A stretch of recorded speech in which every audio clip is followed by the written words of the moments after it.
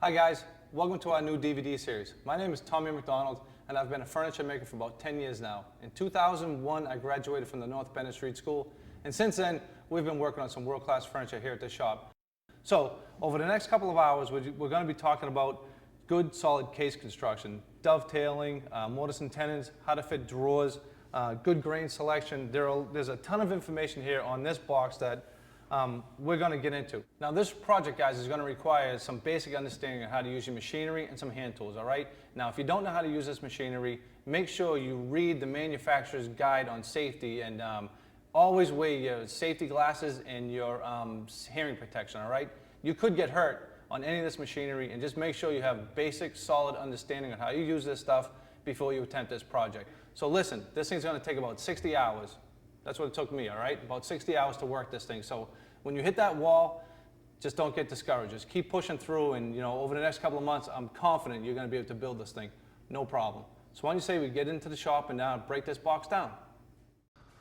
All right, guys. I just want to take a couple of minutes to show you how I like to break apart my material. Now, for me, this is the most important part of my project. It's where I get to express myself through material, okay? Now, if you don't have access to choice material like this, it's okay. If you can just go down to your local place and grab some cherry like this, it's fine. It just means you're gonna have to do like a 2 or 3 glue process. But for me in this example, I got some really beautiful cherry, and it's 14 inches wide, and I really want to spend some time to show you how to break this apart. Now, the first thing I like to do is decide which way I want this grain to go. And for me with this piece, since there's so much sapwood in this cherry, I'm going to accentuate the cherry, and I really want this stripe to go right up and around the box, okay? So the first thing we like to do is, step one, this is important, just take an inch right off the board. Reason being is, lumber gets beat up and it gets tossed around a lot, and a lot of times you end up, putting your lumber down like this outside or at the lumber yard or whatever, and you get either checks in here or you get a lot of gravel. So it's just a good idea to cut that off to save your, mostly your machinery. So once we cut our end off, all right, this project calls for 15 inches, so we're going to go 15, and then I think the top is 30. We'll lay out 30 inches, okay? Make a mark. Now this is just rough, remember. I usually do this with a piece of chalk anyways. So, and then here's another 15 inches, all right? Now the reason why I like to do this is because you get a really cool, sweet wraparound with the grain, okay? That means that the grain's going to come up the left, go across the top, and come down the right. And it's basically, for me personally, it's going to look like one solid board. Now, like I told you, since I'm going to try to accentuate the striping, we have to lay it out from the middle. Now, these are 14-inch boards, so what I get to do is I get to kind of give myself plenty of room. So we're just going to go 10 inches from either side, all right? So 10 and 10 is going to give us a 20-inch wide board. Even though the final dimension is 18, it'll give us a little room to make sure that we can get that stripe totally vertical. Now, once I lay out the centers of the board, we still have like 4 inches on the end. Now what I like to do on the end of these is, this is where we're going to get our drawer dividers and our blades and our drawer fronts. So again, the drawer fronts are about 30 inches. Now that's big. On the stock list, all right, it's going to give you a real good explanation of all of our dimensions. But for me, just roughing out, I just like to go a little bit heavy, all right? So again, I'll go 30 inches, 60 inches, 90 inches, and I mark them 1, 2, and 3, all right? That way I know where these drawer fronts are going to come from. And then after that, guys, it's just a matter of breaking it apart and cutting it up. So why don't I get to cutting it, and we'll pick it up with the other saw.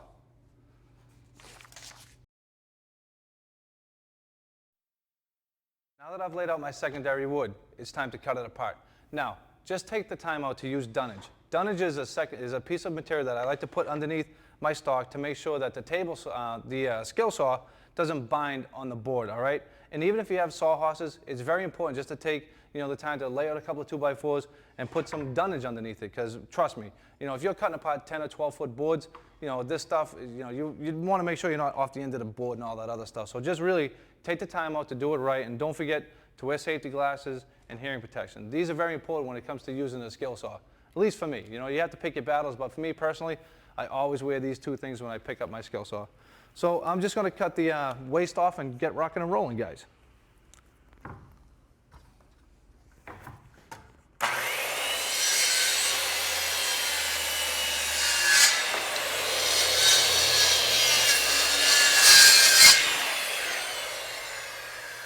we have our boards cut up, it's time to head over to the joiner, all right? But before I head over to the joiner, what I like to do is take my wire brush and just skim the surfaces again. Mainly because I'm checking for pebbles and for stones and, you know, whatever road debris might be out there. So it's just a quick breakdown, all right? So I double check it and I look at it and I just give it a skim overview. Now, the reason why I like to do this is mainly because it saves my joiner knives a little bit. Because one pebble, you know, across my joiner is really going to mess up my knives. And have you ever noticed on your joiner when you have that line going across your material? It's mainly because you have a nick in your joiner knife. So to try to eliminate that problem of mine, I just hit my stock with a wire brush. So hand protection and eye protection always on this machinery, and let's head over to the joiner, huh?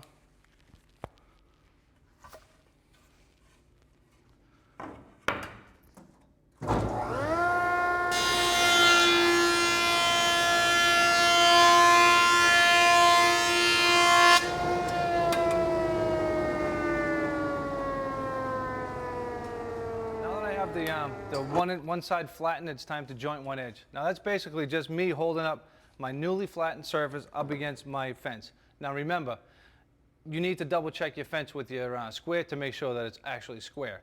And then we'll just make a couple of passes, make sure that your edge is nice and straight, and then we'll head over to the table saw, all right? So just let me bang this out and we'll head over to the saw.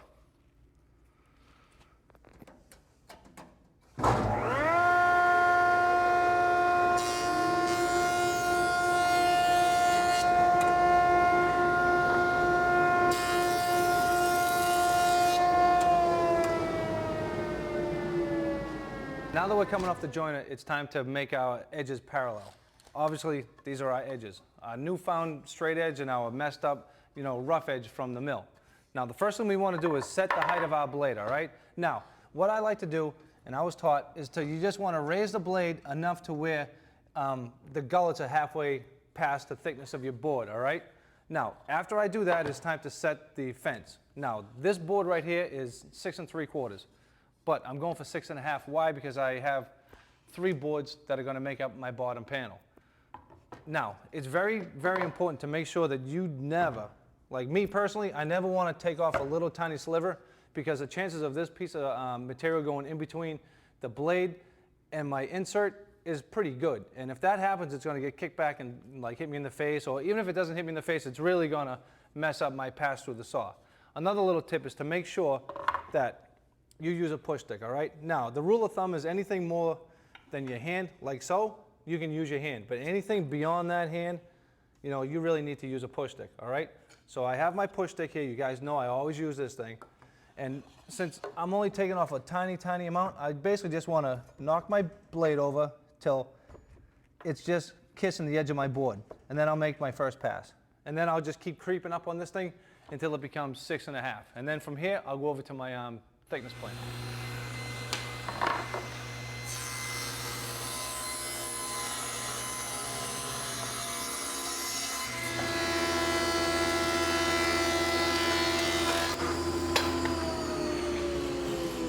That wraps up day 1 on our rough milling, okay? Now this material right here is just for our box. I don't get into doing the drawer fronts or the dividers or the blades or anything because I don't want to really commit to any of those dimensions before I get my box together, all right? So after I rough mill all this material, I sticker it up and I stack and I let it sit for like 24 hours or whatever until the next time I can pick it up. But in the meantime, if you feel like and you still have time today, you know, you should definitely continue on and rough mill your secondary wood.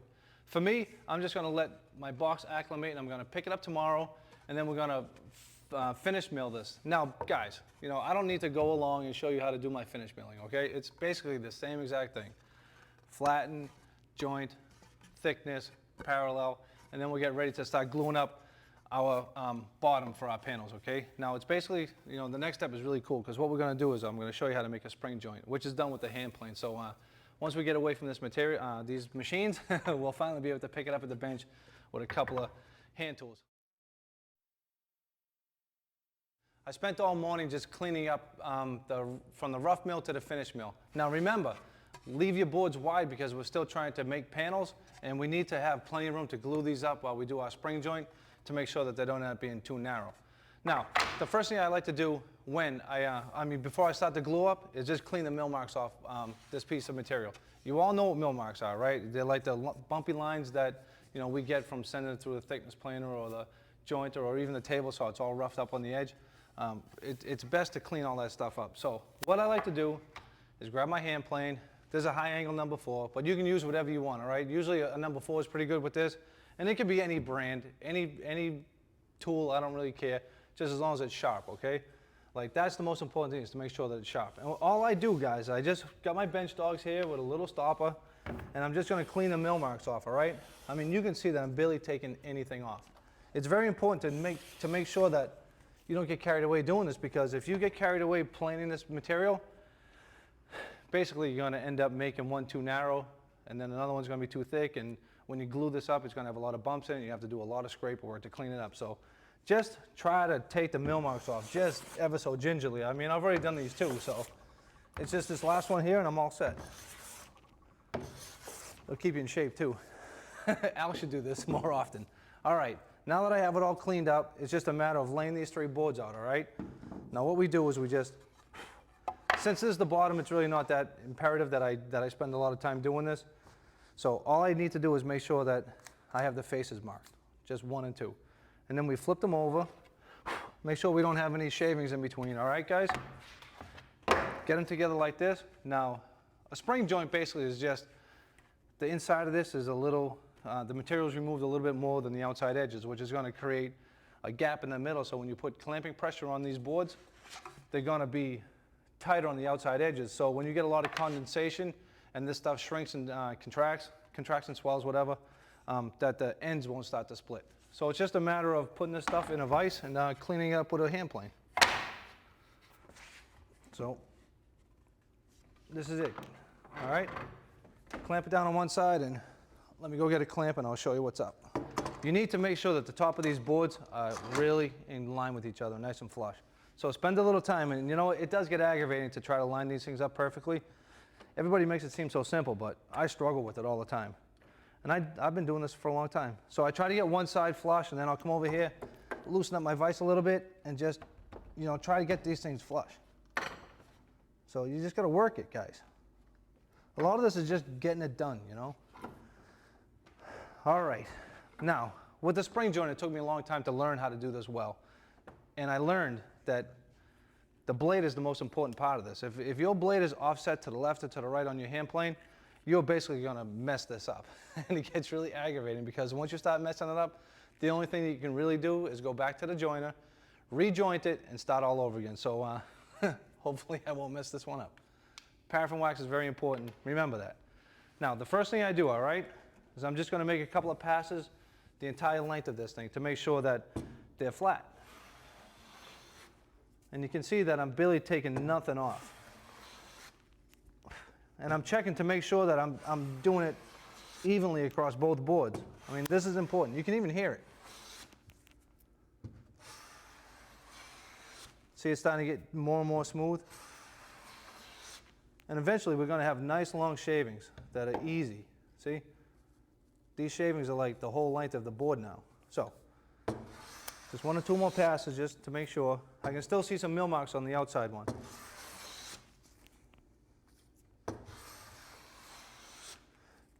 All right, hopefully I'll nail this. What we want to do is we want to take a little bit out of the middle, okay? Say from here to here. And then we want to do another one from here to here, and then maybe one more, okay? And then another pass. And, you know, by theory, you know, we take a little pass, okay, watch. That's 2, 3, one more. Come on, baby. Oh, I hope this worked. All right, well, let's see how it goes. Take it out. Let's see.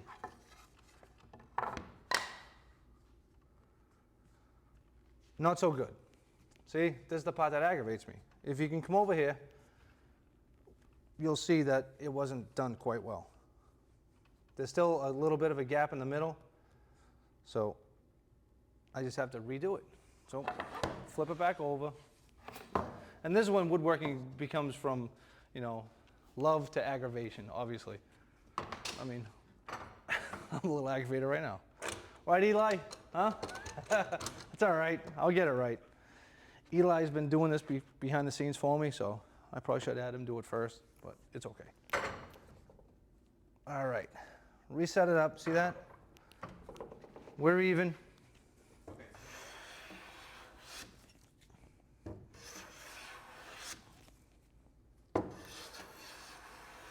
Guys, well, it's taken me about 5 tries. You know, I've worked up a good sweat. I mean, this stuff's woodworking, all right? I mean, if it doesn't work out the first time, you have to keep at it, you know, until you get it. And this is a perfect example of what a spring joint wants to be. Now you can see that it's extremely tight here on the ends. That's what I wanted. You see how tight it is through here, and then you can kind of see the space here? I mean, that is a tiny, tiny space, everybody. That's like maybe half the thickness of a piece of paper. So, I mean, you can even see that I can spring it together. See that? And it closes up. So when I put clamping pressure on this, it's going to keep more pressure on the outside edges. So when over time, this won't start to split apart like this. So that is an exceptional spring joint, if I say so myself. All right. So the next thing I need to do is just make another spring joint on board number 2 and 3 and glue this bad boy up. Check out my clamping station. Obviously, it's just a bench that I've been using for like 5 or 10 years, trying to save my primary bench from getting covered with glue. And finally, after about 10 years, like I just said, I'm getting, you know, smart enough to use a piece of cardboard underneath my my panels when I glue stuff up. Now, check this out. This is a really sweet example of why we like to use spring joints. This is going to be dry fit, obviously. Now, all I'm doing is tightening up the middle clamp until these points become tight. Now, look at this. That is tight, okay? You can even hear it. I don't even need much clamping pressure on these outside edges because we took material out of the inside of this thing enough to spring these two outside edges tight enough to where, look, I can't even move this one. I mean, that is tight. I barely need any clamping pressure on the outside edges. So that's why we do spring joints, all right? So let me get this thing set up and slap some glue in these things and we'll be done. Now, remember, don't get carried away with your glue. When I first started doing this, I used to smear glue all over everything, and it takes a long time to clean it up. And what I've learned to do over the years is just to put glue on one edge, and I don't really care what anybody else says. This works for me. Some people think you need to put glue on both edges, but for me, I find that one edge is perfect. Now all I do is just lay out a cool bead, you know?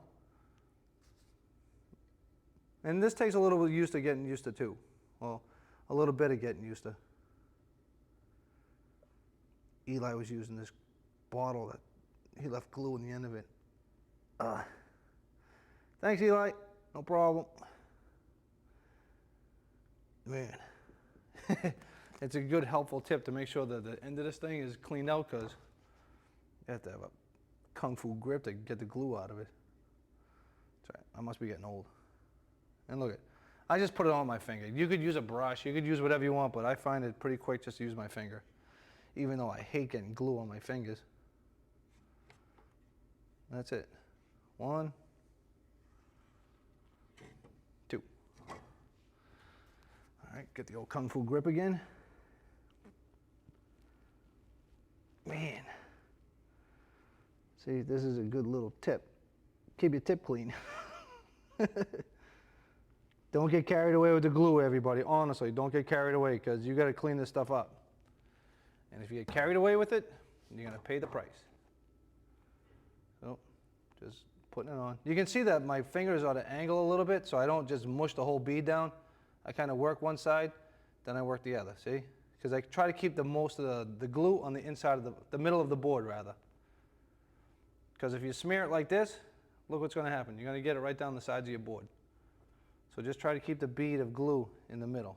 And be careful too, because if you put too much pressure on your finger, you're probably going to get a splinter.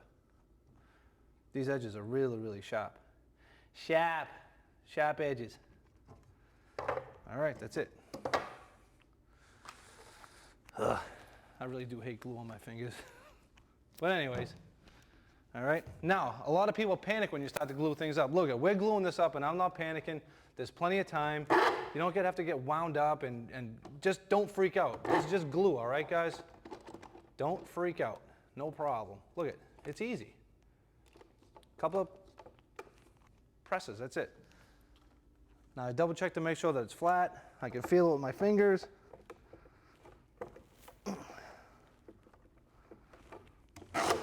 That's it. Now, if you guys want, you can also, sometimes I would leave these a little thicker because I have a 20-inch planer and I can just, glue an 18-inch wide board together and then send it through my planer. But a lot of you guys probably have a 6-inch joiner or an 8-inch joiner and you wouldn't be able to do that. So just take your time and make sure that this stuff is nice and flush. Now only on the top face, all right? This is boss. The other side, whatever. But you want to make sure that this is nice and flush. And give it about 5 or 10 minutes so it can harden, because if you just try to take this glue off, obviously it's going to smear, all right? Well, our panels are dried up, and what I did before I came over here was I just cleaned it up with my hand plane to make sure that I got all the glue off, and these are on a nice even plane now. And we're ready to cut this to final dimension. Now remember, we have to lay this out from the center since I have this really cool tiger stripe of sapwood going down the middle.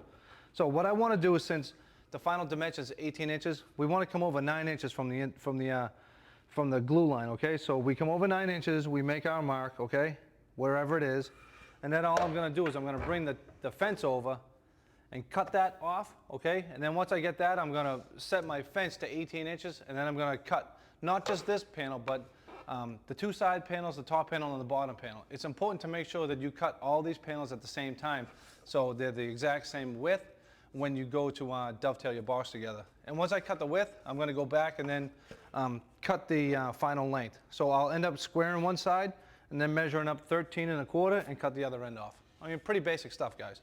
So let me get to cutting this stuff, and then we'll pick it up over at the bench when I'll show you how to lay out some dovetails.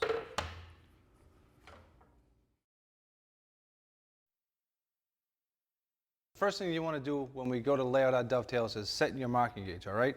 Now, it doesn't matter the thickness of our piece any longer. The thickness is boss, so don't even worry about setting a ruler to this dimension, all right?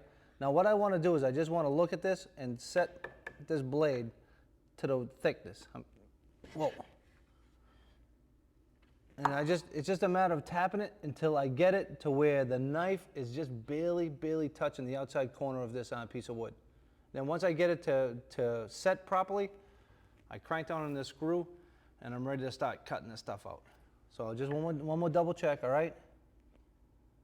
Yeah, that's good. All right.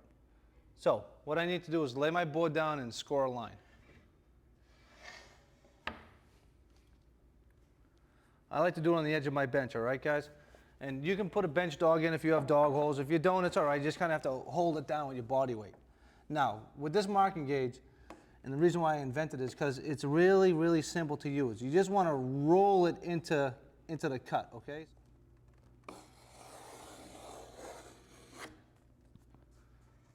I just flip the board. I do the inside face, same thing. Inward pressure, downward pressure, nice and easy. Come straight across with the marking gauge. Now I just clip the edges. Be careful here. You don't want to put too much pressure because it's kind of difficult to keep it, from flipping off like this, So just barely score it. And once we have all our lines laid out on all 4 pieces, we'll start laying out our pins over at the vise. So while I'm sitting here at the vise, I have my board clamped in and I'm ready to start laying out my pins. Now in this particular project, I like to come in about a ½ inch in from either side. That's kind of a little heavy for a dovetail, but it's okay because it's just the outside box. Now you can make these dimensions anything you want, but just to make it a little easier for yourself, and well, to make it easy for me since I'm doing it, then I'm going to make it a ½ inch on the outside edge, all right? So what we want to do is just mark a ½ inch from both sides, okay? And once I lay out this ½ inch from either side, the challenge is right now is to lay out even increments across the whole length of this width, all right? So what I need to do is I need to make a center line on both sides, okay? And I hold my divider on the center of my front pin. And I just make a mark, okay? Just like that, ever so slightly. Now I can see that mark, then I just pick up my divider, I go to that mark again, and I make another mark. And I just continue all the way down. Now, it gets a little tough to keep your eyes on this, so you kind of have to concentrate a little bit more than you would think. Another line, all the way down the board until I get all my pins laid out. Now this is a point where you can get really super exact or kind of just let it be a little organic, you know. And in this instance, you know, it's pretty close, but mostly organic, all right? Now after I get done with my dividers, I obviously place them on the bench and I pick up my sterret, okay? Now, from my center line, guys, I want to hold 3/16 of an inch, all right? So we'll mark it with the pencil. So I know that that is my point. So once it's 3/16, I can go to the end of the sterret and then just mark the 3/8, okay? Then I go down to my center line again, right here. The end of the sterret, 3/8. The end of the sterret, 3/8, and so on and so forth until I get down to the end, okay? And once I get down to the end, I have to make these marks into pins, okay? Now I have my paring blocks, but if you don't have a paring block, you can make a 1 in 6, or you can set your bevel gauge to a 1 in 6, or any kind of line that you want, okay? But for me, I'm just gonna go with the 1 in 6. If you guys know me, that's what I always use. Now what I like about this paring block is, is that I can strike my line, okay? Then I can strike my plumb line on the inside, where I'm gonna have to keep an eye on my sawing when I start to cut these things. If you don't have a paring block, you're just gonna have to remember to strike that line with a square, okay? So I'm just gonna go all the way down, make my marks. Now you can kind of tell that I'm a little organic on these. That's okay with me. I don't struggle to make these things extremely, you know, exact. With a lot of my woodworking, it has to be extremely exact, so sometimes when I get to kind of just do the work and enjoy doing the work, it's a little more pleasant for me. Especially on a toolbox or like something like this, it can be a little, you know, less exact. So now that I have all my pins almost laid out, it's almost time to start cutting. So that's it. Now it's time to pick the saw up and cut all my lines. All right. Another reason why I like my paring block here is because I can use this as a guide when I go to cut, you know, all these blocks. Now you can really rip through this. If you don't know how to use this saw, or if you don't have a lot of experience with it, I would suggest just doing a lot of practice cuts, okay? Draw a lot of straight lines and just practice at it until you get really used to using this saw. Now for me, that's what, I mean, wait till you see this, you're gonna be amazed. I mean, I really, really enjoy using this thing. It saves you a thumb too. You ready? Watch this. I'm really not thinking about it, you know? I'm not agonizing over any of it.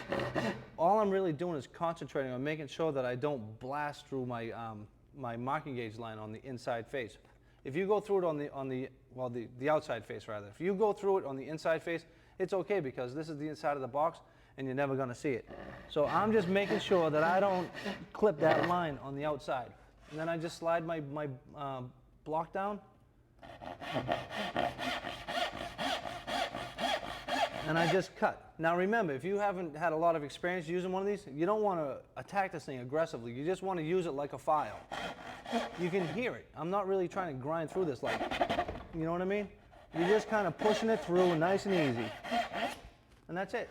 So you cruise down the line and you cut all these lines. And another reason why I like to do it from the outside is because I'm looking at the face of the outside of the box, so I can judge how thick the short side of my pins are. So if you know, I'm not really paying attention, it won't end up being too thin, and then it will be a real bear to do these the pins. I mean the tails rather. So just down the line, guys. Hey, and a lot of this is just doing the work. Once you kind of figure it out and you take the mystery out of it, sometimes the challenge is just doing all the work. So put on some tunes, you know, maybe put the ball game on or whatever, and just have at it. Almost done. One more.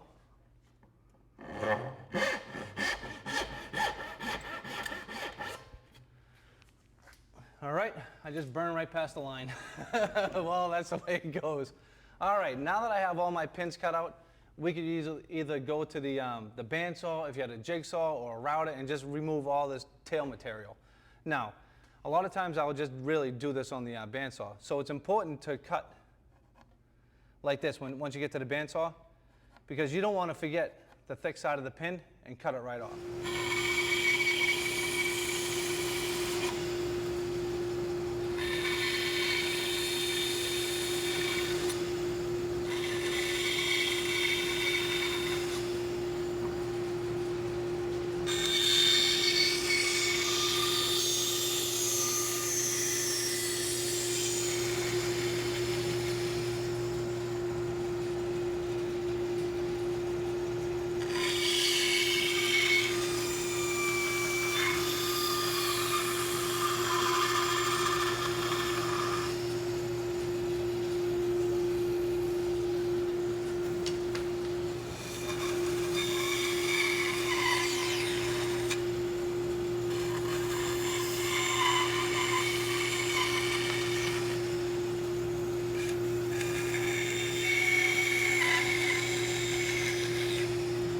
you can see that these are still square coming off the bandsaw because we want to make sure we don't cut those ends of our triangles off. And what I do is I just like to cut them with a coping saw, all right? And it takes 2 seconds, just like that. Just don't get too aggressive and burn past that cut line. Now, if you have a router, you probably don't have to do it this way. There are many different ways to do this, all right? But for this example, I'm just doing it quickly off my bandsaw, okay? You hear how quiet I'm going? I'm making sure I'm not going past my line.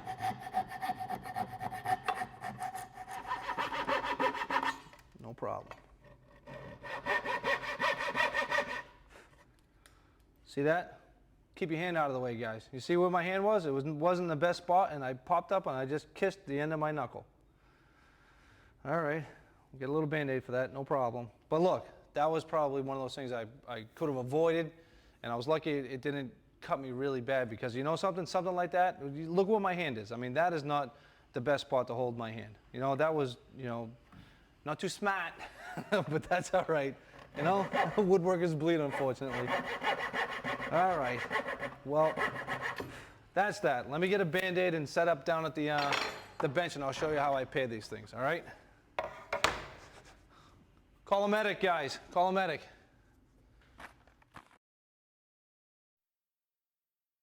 After we remove these little corners, it's time to start to pare down to our marking gauge line and get ready to create this shoulder right here for our top board and bottom board.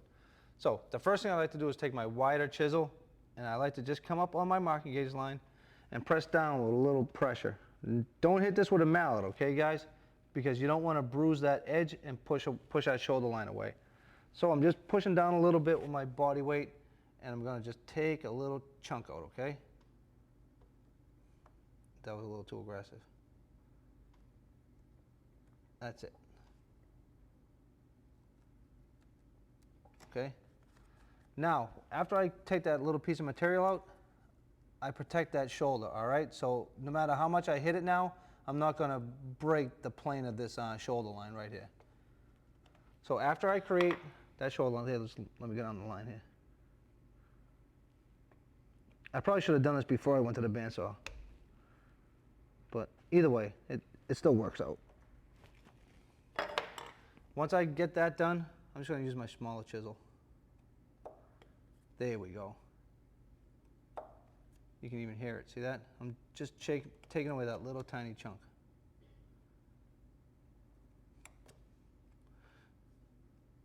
Now look, you don't want to do this and then twist your chisel, because the chances of you breaking out that piece of wood are really good.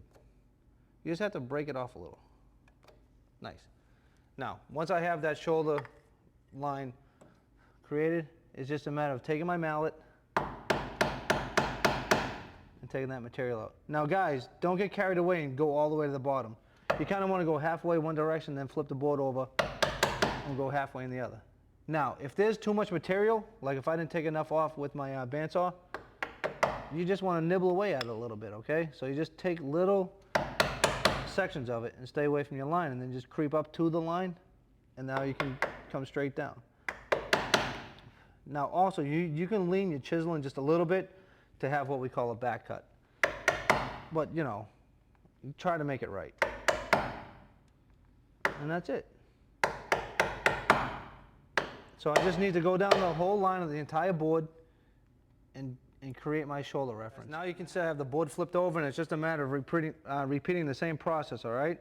I just want to slide my end of the chisel into the marking gauge line, press down a little bit, okay? Don't get carried away. Remember, just don't get carried away, guys.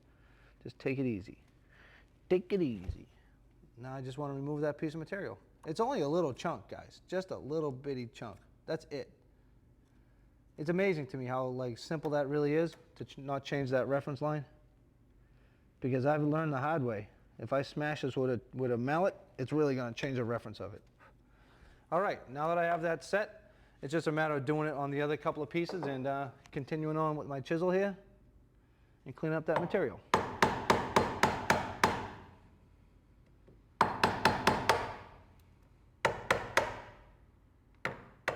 After we chop all this material, it's time to just double check and clean it up with a chisel, obviously.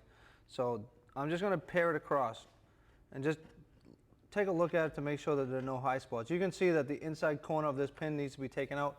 So I'll just come down on it just a little bit and just take that piece of material out. Okay? That's it. Now I'm just going to go across the top of all these reference lines that we chopped to make sure that there are no high spots. And after I clean them up a little bit, I just like to double check it with my stirret, okay? Now what we want here is to make sure that the outside and the inside of our piece of stock is touching both sides of the stirret. You don't want to have like a high spot here, so this is teetering, you know? And this spot right here is a little bit too low for me, but it's okay. That's what we call back cutting. And it's all right, you know, it's not ideal, you know, but it's okay. It's better to have it a little undercut than to have it sticking up, obviously. So after we get this section all cleaned out, it's time to pare the side of our pin. Now, it's very important to make sure that you have an extremely sharp chisel. You can see that I just tuned this one up and it's ready to rock, okay? Now, another good thing about these paring blocks is I can just stick it on the top of my my board here. I have another board on the other side, okay guys? And I'm just gonna clamp this on top of it. And once I clamp this on there, it's really gonna give an easy way to pare this pin instead of agonizing over it. And on top of that, this piece on the back acts as a backstop, so you don't have to worry about busting out the back corner of your tail. I mean your pin rather. So that's it. Now, another cool thing about this is I can knock it down with the butt end of my chisel, and I can knock it over. So I can kind of micro adjust. You see that I'm loosening up the clamp with one hand, and I'm knocking it with the other. Now I just apply a little pressure, not too much because otherwise this block will roll. So now it's just, guys, just keep the chisel flat against your paring block here, okay? And just nibble away at it again. You never want to try to just take one fair swoop, you know, especially with cherry, because it doesn't behave well. So I'm just nibbling down, making sure that this pin is pared properly. Come across the bottom, take out that section. All right, hang on a sec. Okay, that's pretty good.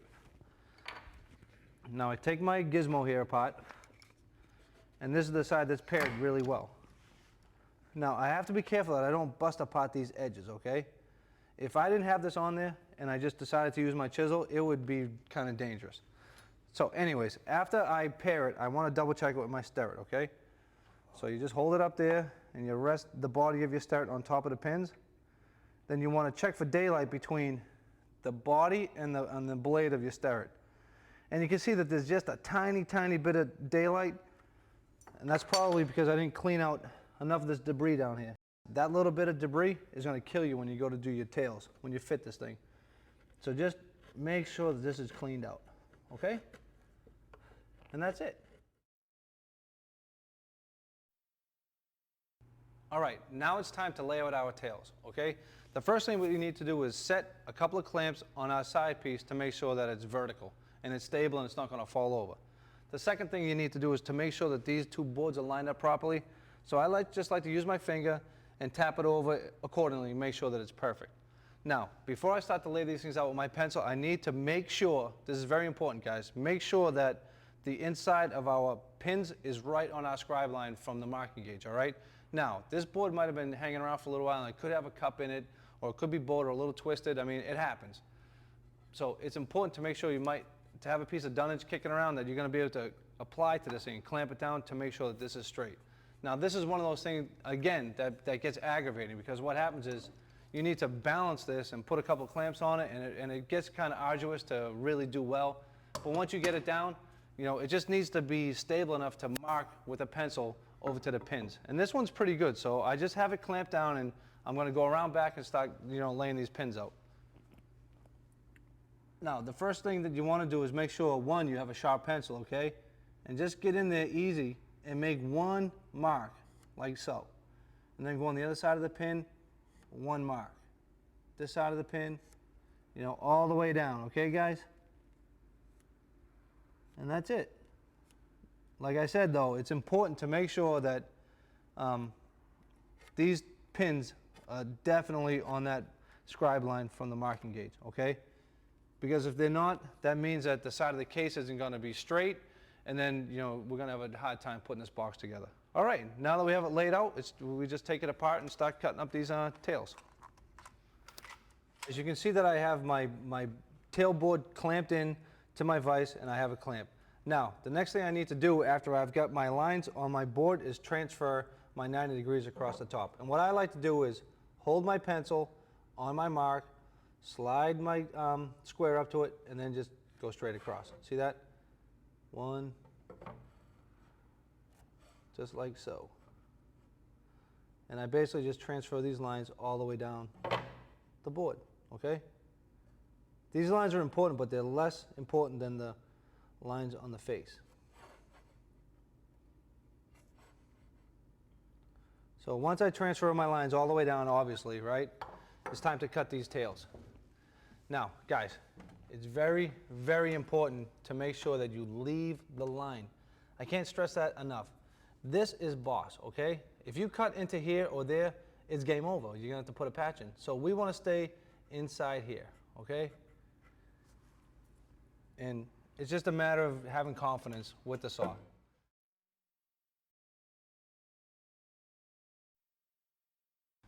So what I like to do is put my thumb near the line, okay? And I'm gonna drop it in, see that? And then I'm gonna start my cut. Now, if you see that I'm going off the line on the inside, that's okay. And if you start to go, say, off the line on the inside like this, you see how I'm cutting that? That's not good. You can always just change the kerf of your saw by, again, putting your thumb up against it and just working it in there so you're inside the line, okay? Another trick that I like to do is I like to angle my saw so I'm not cutting the outside face. This is the inside, so it's less important than the outside. So what you'll see me do a lot of times is cut on a little bit of an angle, and you see how I left that material in at the top? I would rather leave this material there, and then I'll be able to pare it and make sure that I don't go past my line. So when I seat the pins onto the tails, it's pretty much guaranteed a really tight fit. Okay? So again, you want to use it just like a file, like I was telling you before. And then just slide into it. I'm barely putting any pressure on this. You can tell that I'm just gingerly approaching these things. And it's important to check the other side to make sure you don't go through past the line. The opposite side of what we're looking at is more important than what we are looking at. So, you know, a lot of guys like to do the left one all the way down or the right one all the way down. To me, it doesn't matter. I just cut them. Now you can see on this one here that I am way off my reference line. I probably didn't, you know, mark it as good as I should have. And that's okay, as long as I use this as a reference and stay away from it. I mean, that's the most important thing here.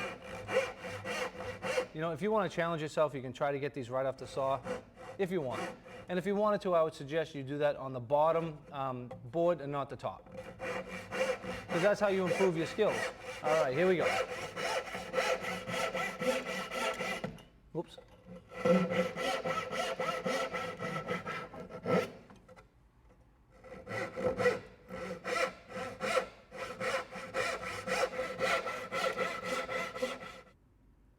All right, guys, you can see that I have my board securely, you know, down to my bench.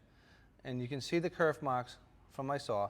Now, here's a good example of what not to do. You can see right here, I got a little excited with my saw and it got away from me and I went past my line. Now, that to me is a pretty big mistake.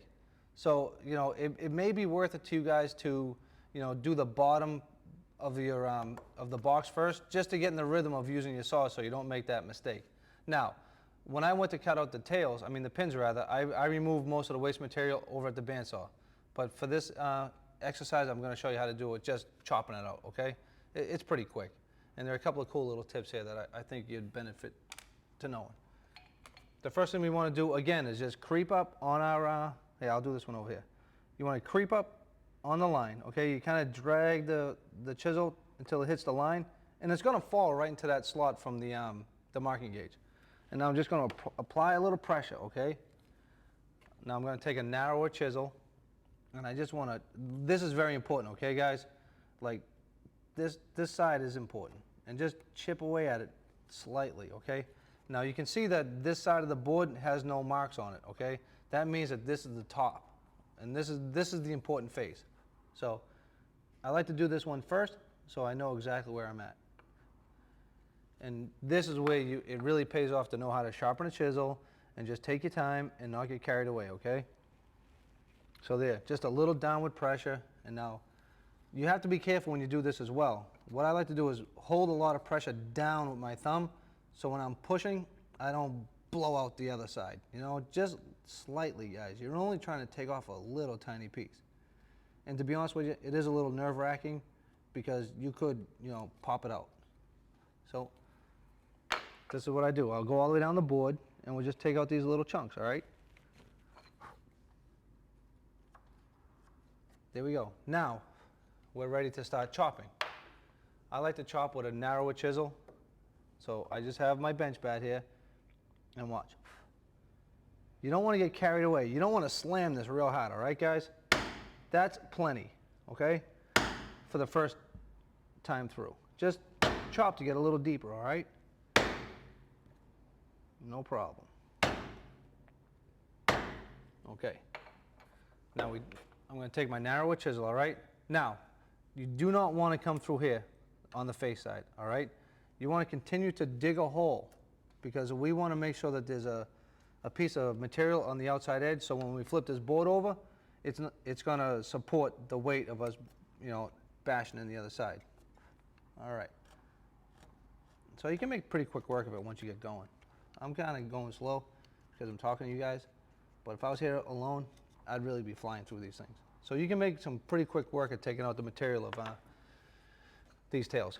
Now that I've gone down a little deeper, I can hit it more aggressively. Listen, see? Wham.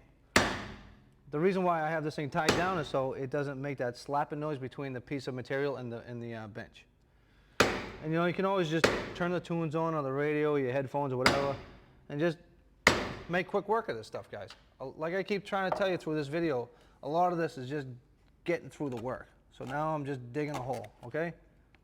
And that's pretty much it. Once I dig a hole out for the rest of these, I'll flip the board over and show you how I take that piece of material out, okay? And that's that. This is the inside of the box, so I'm not overly worried about doing this, but since, you know, these are through dovetails, and if you're working on a different kind of case, you may see this. But for the, you know, for this box, you're not going to see these marks in here. So, you know, you can be a little more aggressive or less accurate, but, you know, it's like anything. Just try to, you know, reach your potential. So there I go. I just pushed it in a little bit again, right, guys? And now I'm just taking out that little tiny chip. Bam, okay? Now I can go a little more aggressive like I did last time. And always remember to make sure that the back of the chisel is up against that newfound shelf that you just created, okay? Just like that. I mean, I swear, you could do this with your eyes closed.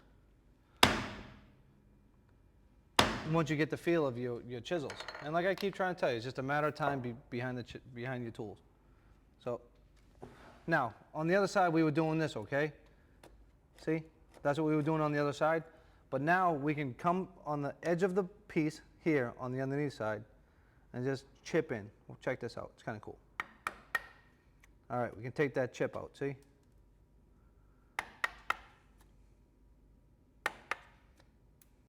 I don't know if you guys remember the beef teeth, but this is where I got them from. Man, that was my very first episode coming up on 3 years. But anyway, now it's just a matter of chopping out that piece. Now don't get carried away because you don't want to break the inside of this board, all right? And I'll do an example of it right here. There you go, perfect.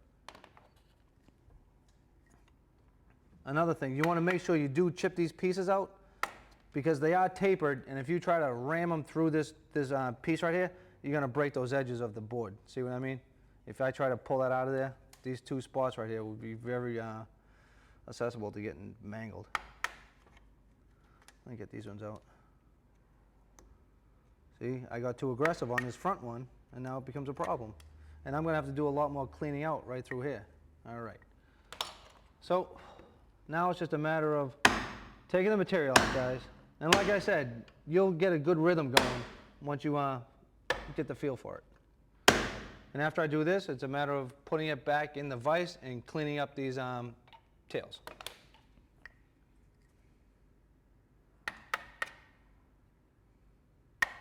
All right, guys, the final step before we start to pair these tails is to clean out the reference line of our marking gauge. Shoulder line, whatever. All right, now you can see that this inside hole, there's a lot of material left in there. That's because this is the one that I hit over aggressive.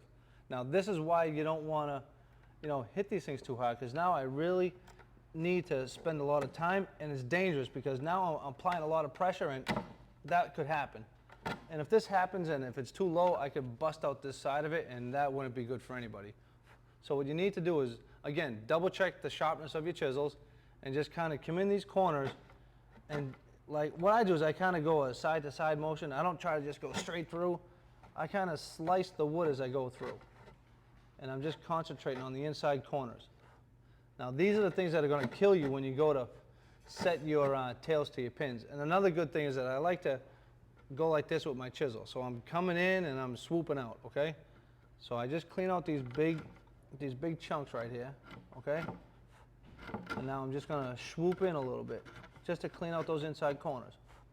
Now before I take this thing out of my clamp and go back to my bench and start pairing these, I take my sterret again and I check it, okay? I just drop it in here and I look at both corners of my piece of stock to make sure that, it's not a hump, it's a little cut. So once I do that, I just take it out of the vise, lay it down, and I start setting pins.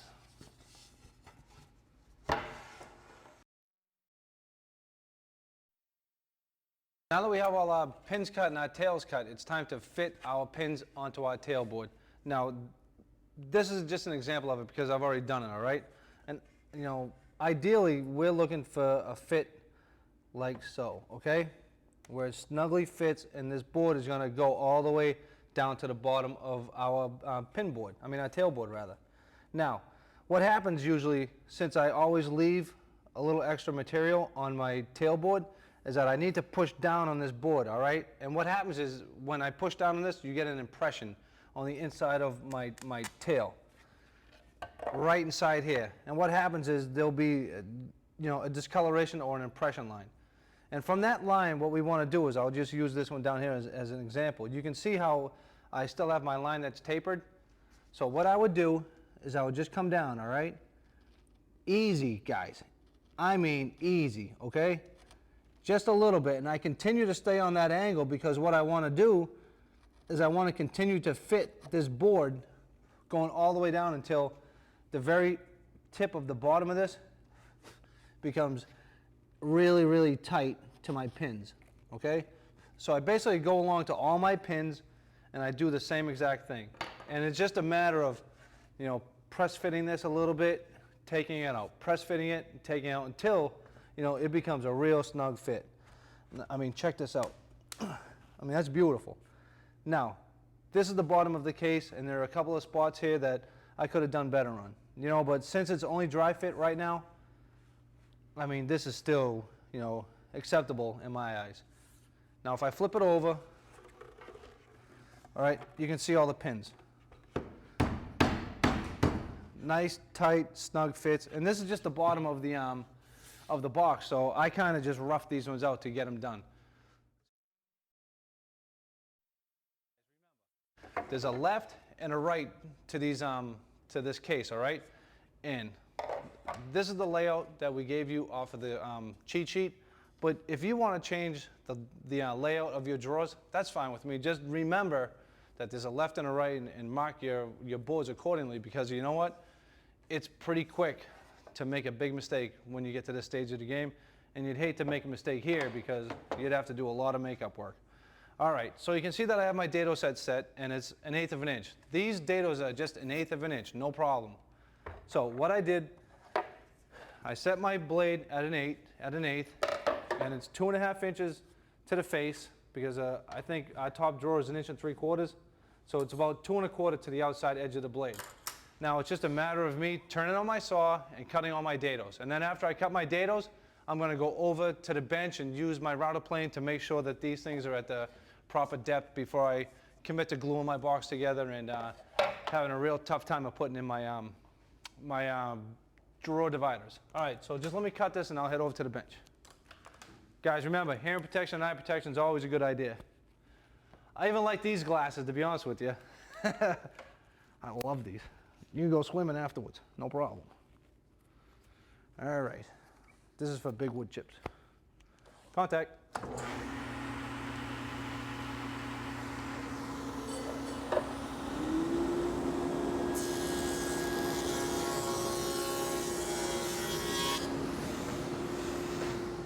All right, guys, I'm back at the bench, and it's time to make sure that I have these grooves at the proper depth.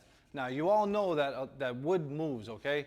And just because this may all be the same thickness, it doesn't mean that it's going to stay flat. This one's pretty good, but you can see that it's got a little bow in it, and I can't push down on the table saw consistently the whole way across the blade to make sure that I have a consistent depth on the cut from the table saw. So what we like to do is we like to pick up our router plane. You know, if you don't have one of these, you're going to have to, I don't know, get one, because you need this to do this particular exercise. Now what we like to do is we like to just start on the very edge of the board, okay? And we just adjust our blade, and it's just, like you can see that I'm not hitting any material here, guys, right? But watch this. I'm taking more out of the middle. This one must have been cupped, okay? So I just need to, you know, since it was cupped the other way, I'll just set the depth at the center. And just don't get too aggressive. Again, this is something that you just want to chip away at, okay? Oh yeah, there we go, baby. Nice. So I make a few passes, all right? And then what I like to do is I like to flip the board over just in case this blade isn't perfectly squared to the face of the shoulder plane. You know, these things are kind of tough to tune up. You see that? So I'm still taking off the inside edge a little bit. Perfect. Again, don't get carried away, because if you change the depth of this, it's going to change the overall width of our drawer dividers. So that's it, guys. So now I have these all set to go, you know, on both pieces, all right? I took a little time. I did all 6 of them. Now, I'm ready to glue this thing up, almost. What we need to do is we need to cut the rabbet in the back, okay, for our backboards. I suppose you could do it after it was glued up, but I would rather do it now because I think it's going to be easier. So Eli and I are going to head over to the router, set it up, and we're going to just cut a rabbet out of the back of this thing, and then get to gluing up our case, finally. All right. I have all 4 boards laid out, and I'm ready to rock. And you can see over here at my, my router table, I have my router bit set at 3/16 of an inch. That's basically about half the height of the rabbet that I'm going to take out. It's important to just make sure that you just take a little material out at one time. You don't want to set this thing up to where you're taking 3/8 by a 1/2 inch out, because you'll really have some big problems. And you can see that I have an L stick on here. And now what this L stick is designed to do is basically give me a lot of security, so I can put my board in and I can just bring this in ever so slightly, and it won't take off on me. I mean, we've all done this, guys. I know, I mean, I've done it, and I've seen other people do it. Is just, you think you can risk it and just put it on there, and this board takes off, and before you know it, you blow out the corner of this thing, or worse, you know. This Al got hurt one time. He tried to do a plunge cut, and the board took off from him, and he put his hand right into his router bit, and he was laid up for quite a while. So just take the time to put in an elbow stick, okay? Because it will, you know, end up saving your fingers someday. And it's a good habit to get into, all right? So here we go. I'm just going to turn it on and set this and run a couple of rabbets, and then after I run the 4 pieces, I'll come back over here, I'll shut the machine off, I'll set this to my final height, and then I'll run all 4 of them. So this is another machine that you really need to be aware of your surroundings, all right? Make sure that there's no debris at your feet. Make sure the cord's not around here, because this machine, for me personally, is one of the most dangerous machines in the shop, and you really, really need to elevate your mental awareness of what's going on, because I'm telling you, in a flash, this thing will cut your fingers off. So just be careful, guys.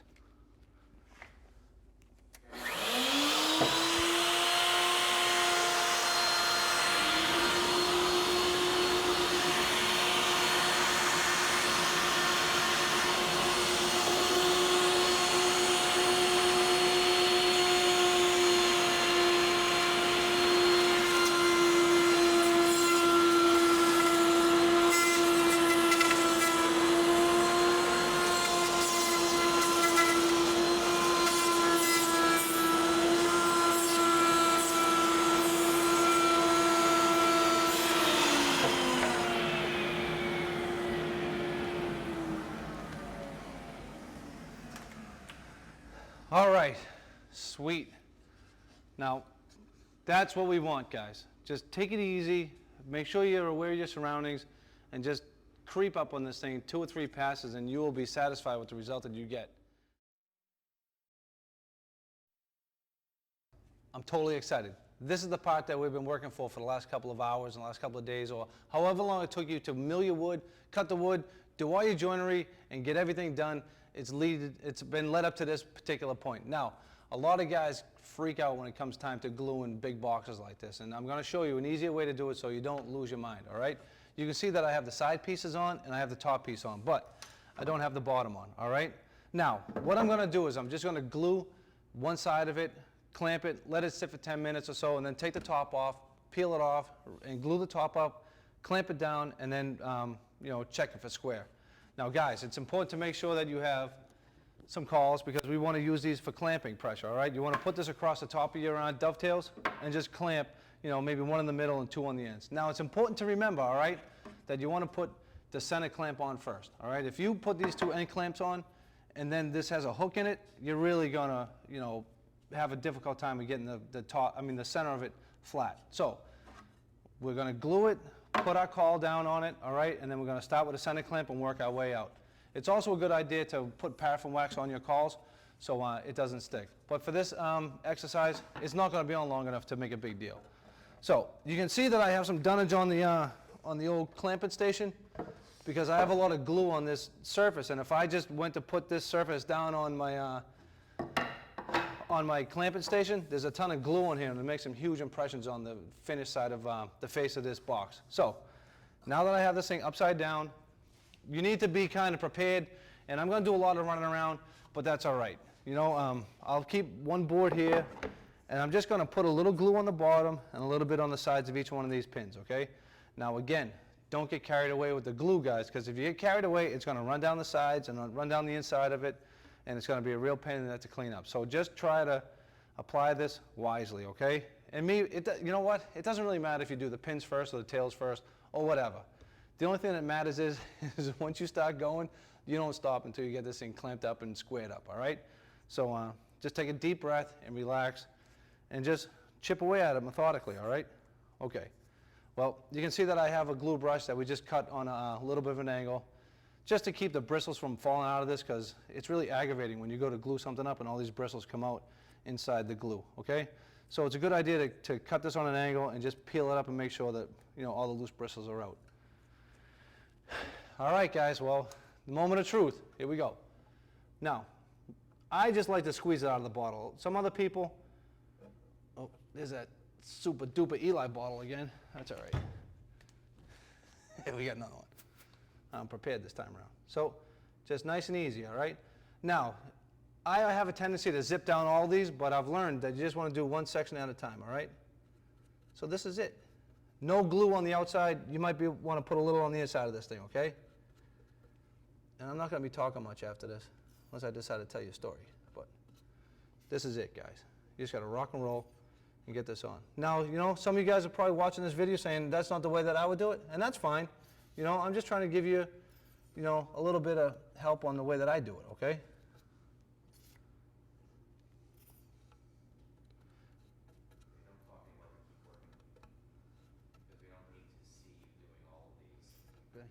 All right, guys.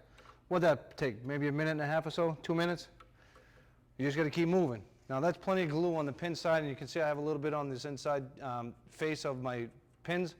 Now, I just need to go along with my tails and paint the inside of my tail lines without getting carried away and putting too much glue on here.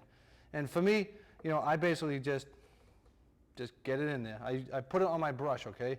So if you see me put it on my brush, I'm just trying to get all the surfaces on the inside of these tails.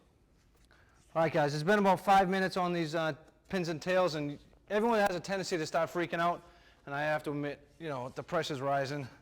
But you just want to keep your composure and don't get carried away, Start one side, then start the other side, all right? Just don't beat this thing to death because it has to be right, okay? You don't want to do all this work and get to this stage of the game and have it not right. And that's it, guys. That's basically it, okay? Now I'm just going to tap it down from the center like I told you. it helps to have a mallet like this, all right? If you hit this with a regular hammer, you're gonna really crush it. And I'm not wailing on it yet. I've been known to wail on this stuff, but right now it's going pretty well. All right. I have my well, see that? A little blowout right there? That's okay. If something like that happens, I usually just take a little bit of glue and I stick it in the end of that, and then I mash it. All right, so I'll hold it on there, get a block, okay? And believe it or not, that's gonna hold that little chip out, okay? It's gonna be fine. Don't worry about it. Now it's just a matter of putting some clamps on this thing. So I got my caul, and I'm gonna put it right on the end. Slide this off to the edge of the old gluing station, all right guys? That's pretty cool. Get a couple of clamps on this thing. Now remember, from the inside first, all right? You wanna put 3 clamps on this thing, middle, outside edges.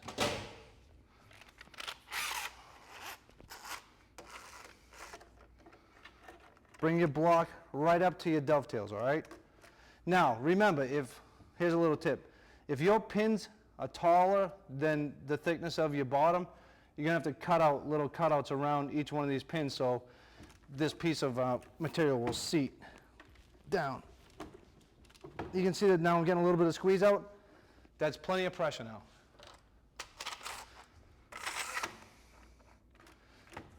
Same on the ends. Nice. You can start seeing that squeeze out again, guys. That's as much clamp pressure as you're going to need. No problem. So let me get this third one on. Okay.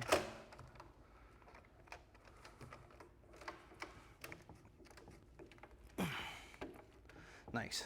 Okay. Got to rock and roll. Get the other side done. My dunnage. Like I said, it's a good idea to put wax on that, but since it's only going to be on a short time, I'm going to forego the wax. No problem. All right, getting a little stressed out. That's okay, because we're on the other side of it now, guys. Now, this is a good example of why you only want to do one side of it, because I would run out of time if I had the whole other side of this box to glue together. It's a good idea to probably check this for square right now. You got my tape? Let's see how good the kit is. I've got 29 and an eighth. This will be too good if I land it. I don't know. Oh, 29 and an eighth. I can't believe I'm this good. I'm telling you, you should come over here with the camera because you wouldn't even believe me when I told you that this thing's 25 and an eighth, Eli. Man. Well, that's the way you square up a perfect box here at T-Mac Shop. No problem. Now what I'm going to do basically is I'm just going to let this thing sit and wait 10 minutes, flip it over, and do the same thing. And since it's already square, I won't have to stress out about squaring it up. But you, on the other hand, you may have to get stressed out and try to square it up. But I'll show you how to do that in about 15 minutes or so. All right, fellas, what's up? It's day 2 of filming and probably day 3 or day 4 of actual work, okay? I'm into this thing for about 20 hours, and it's time for a status report and an injury report, okay?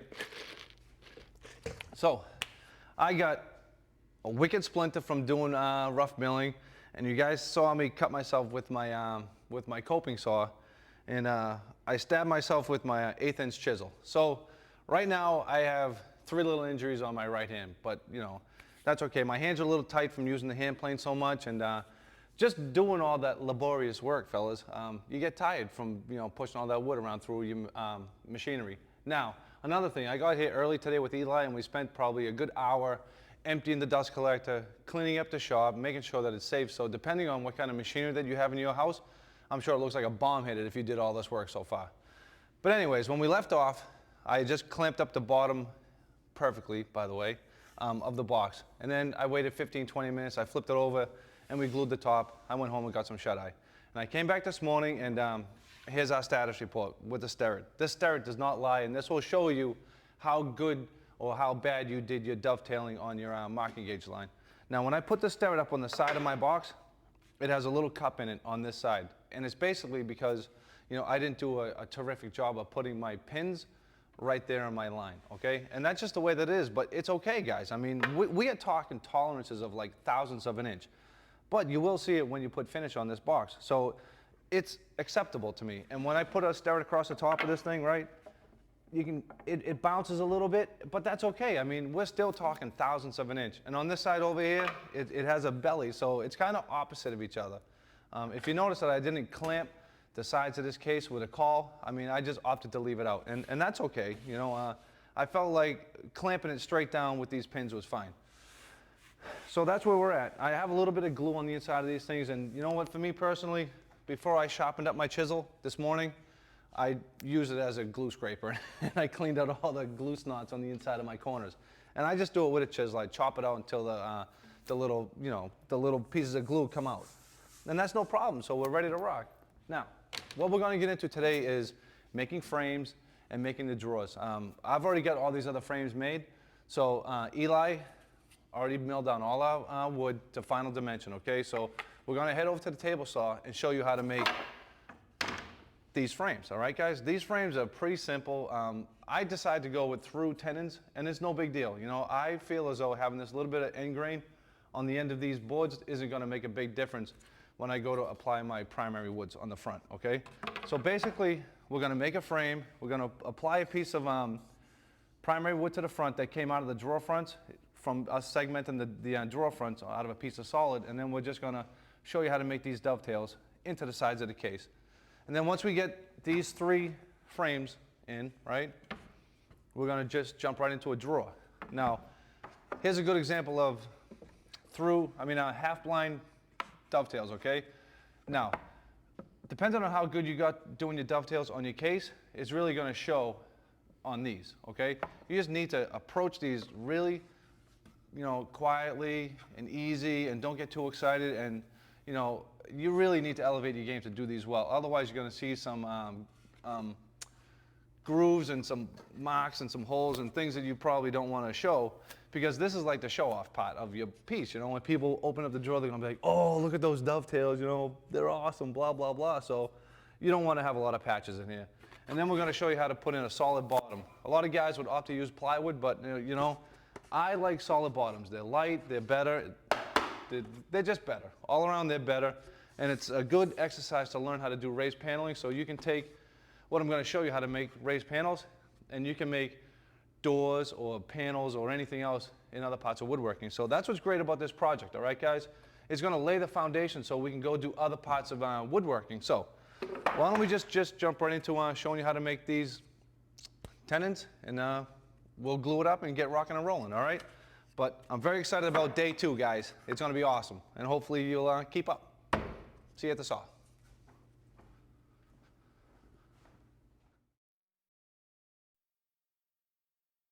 Now, the first thing I like to do is mark all the faces X, so I don't get confused. We're going to be moving this fence around, so I want to make sure that I have my reference face against the fence at all times. Okay? Now, the first thing I do is I set my blade height, okay, guys? And I just want to make it a little smaller than the width of our board. So when I go to clean up these frames, I can just clean up the edges instead of the end grain. So I just keep it just a hair below the thickness of my piece, width of my piece rather, and I'm basically ready to rock. The first thing I did, I took the marking gauge and I found the center of my piece of stock, okay? And then I set the fence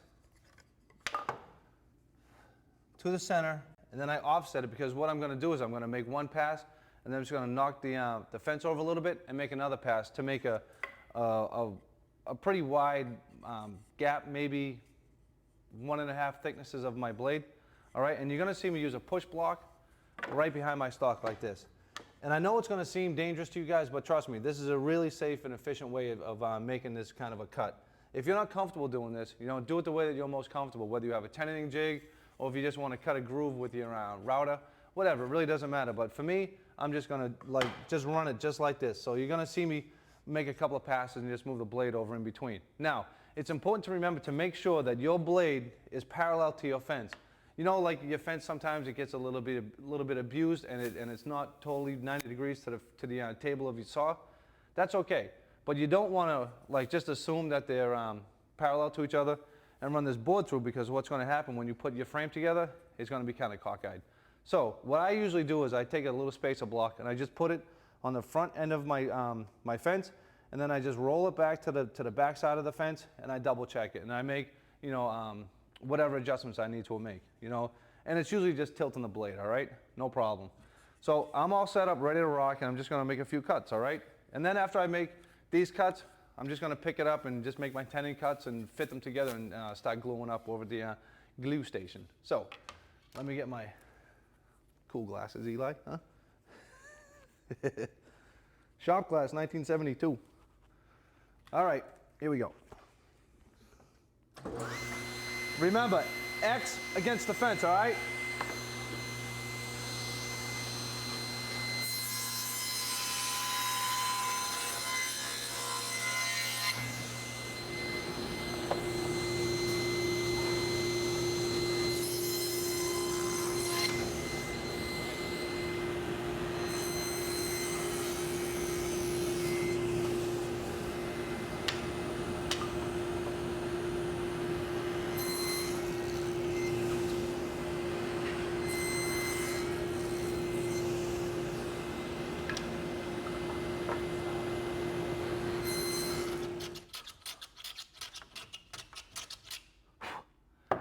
All right, guys. Well, I just got back from the table saw, and what I like to do is clean up the mill marks from the table saw off my tenon. Now, I just nibbled it away with the single blade. You can use your router, or you can use a dado set. You can use whatever you're most comfortable with, as long as you get to this stage of the game. Now, when you go to fit one of these, it's very important to make sure that you stay to the inside part of your of our dado, because if you just try to fit your tenon at the end of your groove, it's going to flare it out like this. And then what's going to happen when you clamp this together, your outside edges are going to flare up no matter how much clamping pressure you put down on it. And then you're going to have to do a lot of planing to make this thing fit inside the box.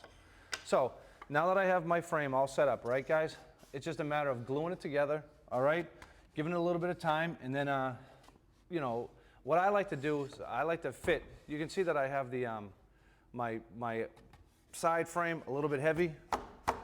I like to do that because I'd rather plane this side of it in case, you know, when I glue this together, it's not totally square. So I leave it a little heavy, and then what I need to do next, after obviously the glue dries, I need to just fit this into the case. And what I do is I just hand plane it until it starts to grab, and then I just basically force it down those dados inside my case. And then after that, we're going to put a nice piece of cherry on the front of it that sequentially is cut out of the face of the boards, all right? So I want to spend a little time doing that more than just showing you how to glue this. Obviously, you guys should know how to cut these tenons and cut these mortises and glue a 1.5 by 5/8 frame or whatever, pretty simply. All right, so let's go over to the rough stock of drawer fronts and pick it up over there and fill in this box in. All right, awesome.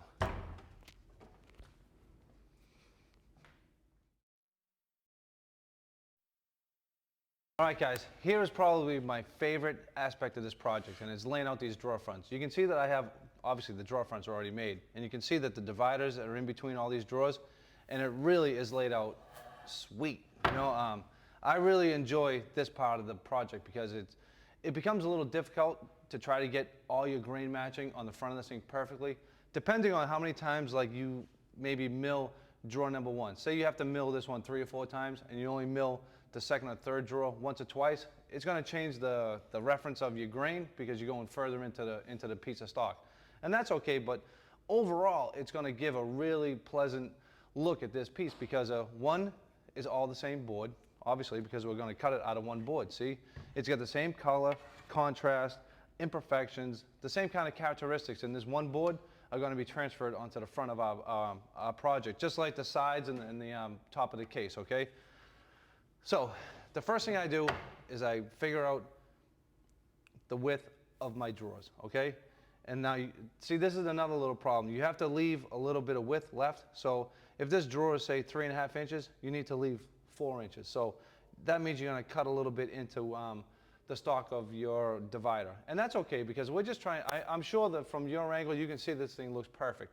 And it's not exact the way that it is on your board just don't get hung up on trying to make this perfect exact, because you know it's really almost impossible. It's not a piece of veneer, you know. So the first thing I do is I measure up, you know, the rough width of my drawer, and then I cut my drawer divider long enough to be long for the case, okay? And then I just basically spend a little bit of time on my piece of rough stock laying it out. So basically it's going to look like this when I'm done. Okay, hang on a sec, give me a sec. All right. So, I know it's a really rough illustration, guys, but it's going to serve its purpose. So, here's the bottom drawer, okay? And here's our divider. Here's our middle drawer, here's our divider. Here are two other drawers and our center divider. And that's all it takes. And what is very important to remember is that you need to mark these, okay? Up, top, okay? And just don't lose sight of what you're doing here, because you know what? If you flip one of these over, it's going to really show. And even if you do flip it over, don't freak out. It's okay, you know, just allow yourself to make plenty of mistakes in this project, because we, again, are just trying to make a solid foundation so we can create other projects in the future. We just want to continue to move on. So the next thing I need to do, since I just gave you a breakdown on what we're doing, is to actually go do it. And I've already got all the frames made, as you can see, so I'm just going to show you how to, you know, well, I don't even know if I need to show you that much. We just need to apply the proper piece of wood on our fitted divider, and then we need to spend some time doing all these dovetails. So I think I'm just going to jump right into showing you. I mean, obviously you guys should know how to put this piece of stock on the front. After you fit your frame, okay, you just need to clean it up with a hand plane like I was telling you, and glue this piece of primary wood on the front, and you're ready to rock. So why don't you say we just jump into doing some of these dovetails, because they are a little complicated, so I like to spend more time on those than just, you know, another piece of milling, okay? So let me take all this stuff apart, and I'll show you how to set that dovetail. All right, guys, I'm back with our finished frame, and you can see that I have our primary wood glued to our secondary wood, and it's like overhanging maybe, you know, the distance of the box, to be honest with you. Now, the first thing I was telling you about is that we needed to fit this frame. And like I just said, you know, we need to clean it up with a hand plane until it fits snugly, all right?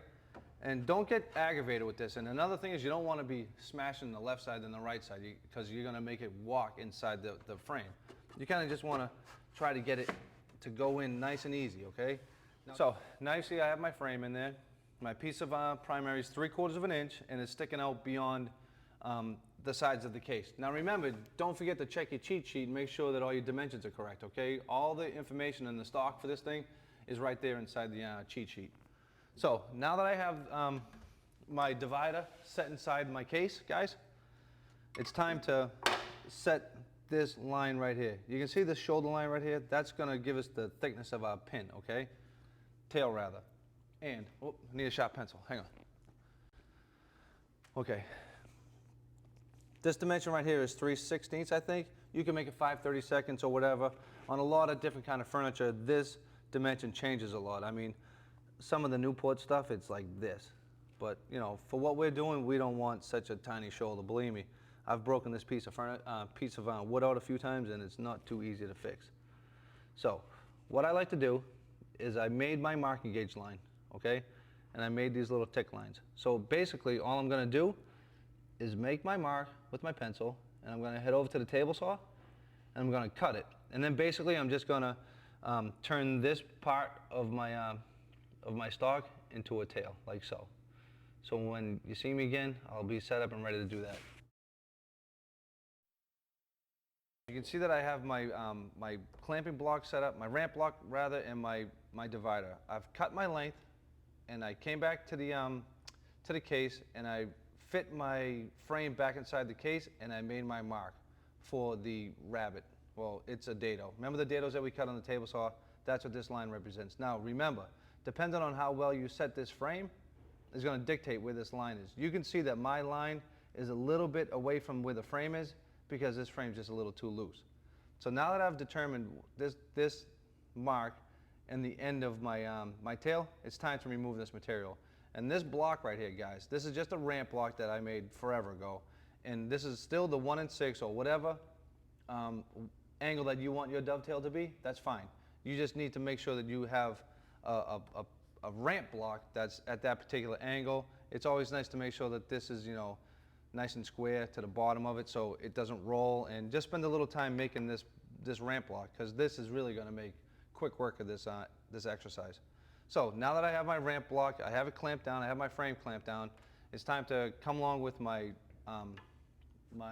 chisel and start to knock this material out. So, like always, I take my chisel and I'm going to slide it right into our groove, okay? I got to use two hands here. Okay, guys? And that's it. And once I have it like this, I just push down on it, okay? And I'm not going to smash it with my mallet just yet. Okay? I'm just going to push down on it. So, my hand's probably in the way. I look over, like me personally, I look over the back of my chisel and I just make sure that I'm in the groove, okay, guys? And now, I just push down on it just a tiny bit. Now you can probably see that the line is a little bit more noticeable, right? I mean, that's all we got to do. And now I take my chisel, take a deep breath and relax. This is stressful. I mean, I've been doing it a long time and it still stresses me out. You know, depending on my mindset. Just take that little piece out, okay? Just don't get overexcited. Don't lose your patience. And don't do this, okay? Don't get aggravated and break it up like that. I did it on the back side to show you what not to do, but that's never a good thing to do, especially on the front, because you'll mess it up. So since I went a little too deep, I'm just going to come back again, apply a little pressure, and that piece should pop out of there. Nice. Now, depending on what kind of wood you're using, I'm using curly cherry, so this cherry is really, really ornery, and the grain goes all over the place, so I don't actually have, you know, it's not like mahogany where you can just chop it out nice and easy. You know, this stuff is really difficult to work with. But you know me, since I figured I was going to make this thing, I might as well make it out of something difficult, right? Why do it easy? All right, now that I've got my shoulder line, it's important not to smash this thing in there, because if you go past where the ramp block is going to end, you're going to see it on the face of this thing. So, just like always, everybody, easy schmeezy. All right, that's it.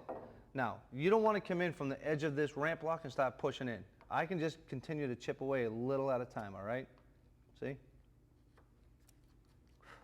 Now, I'm not so worried about taking this difficult piece out. You can see, you know, if you can see inside here, guys, you know, this grain is real, real ornery, and that's what I'm talking about. So that's a ton of end grain coming up through here, and that just makes for, you know, taking this material out a little more difficult. So you just got to make sure that this chisel of yours is razor sharp. Razor sharp, everybody. Razor sharp. Okay, so here I go again. Just tap it down. Now I'm going to start at the back, so it's easier, you know. Man, this is, all right, this is some difficult stuff.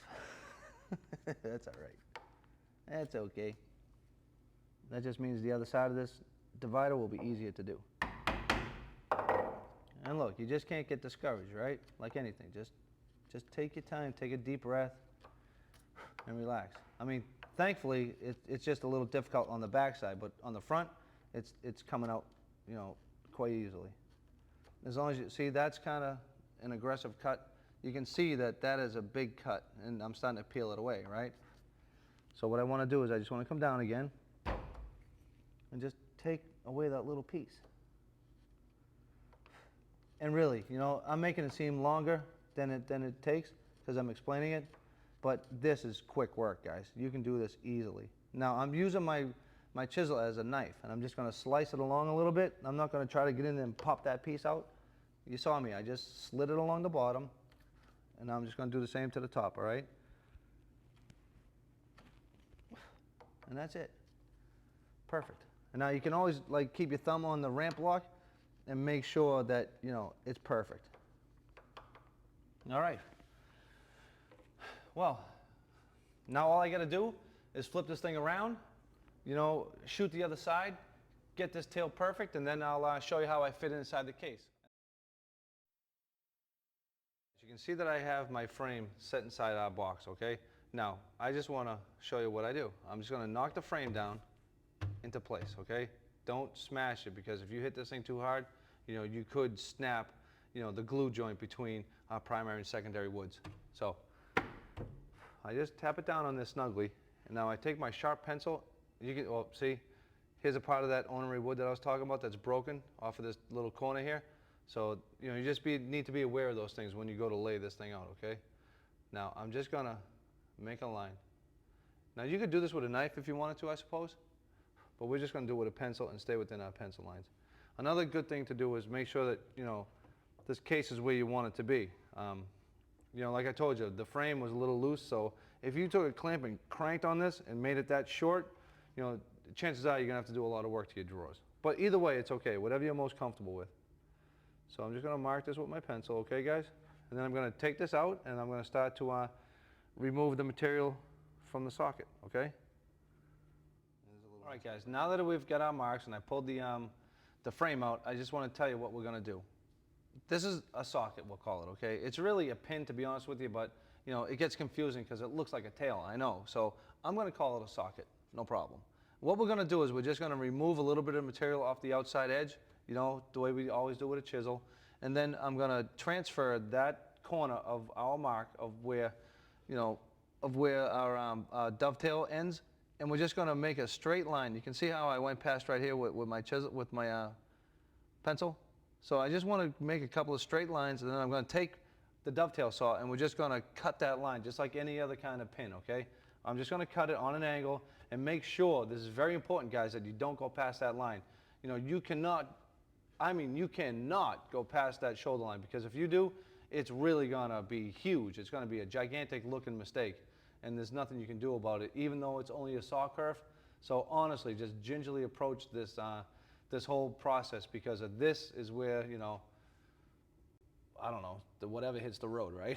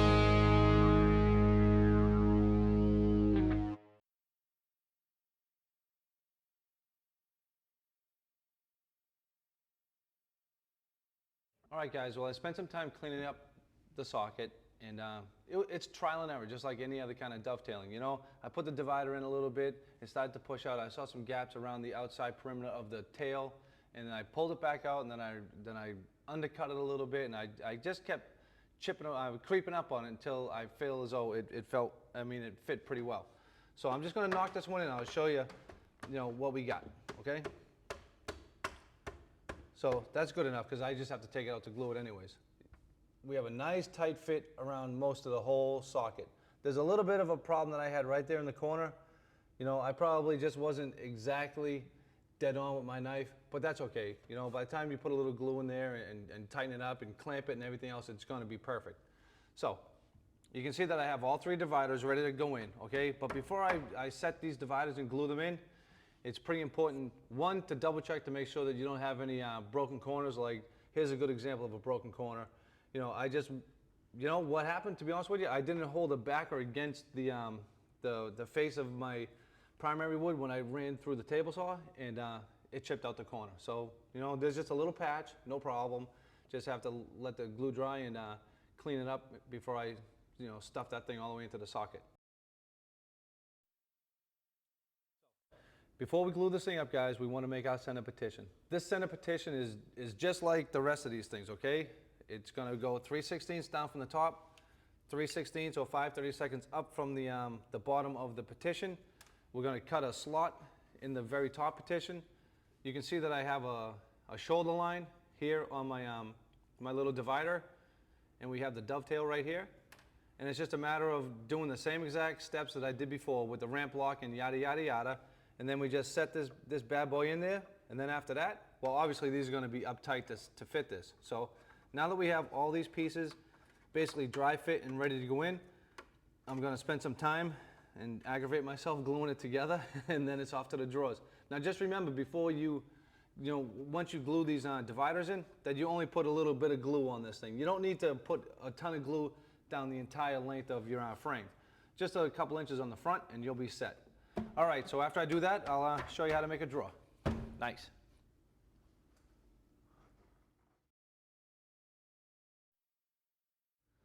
All right, guys, well, you can probably hear Eli in the back. He's putting in the dividers, and I grabbed our bottom drawer.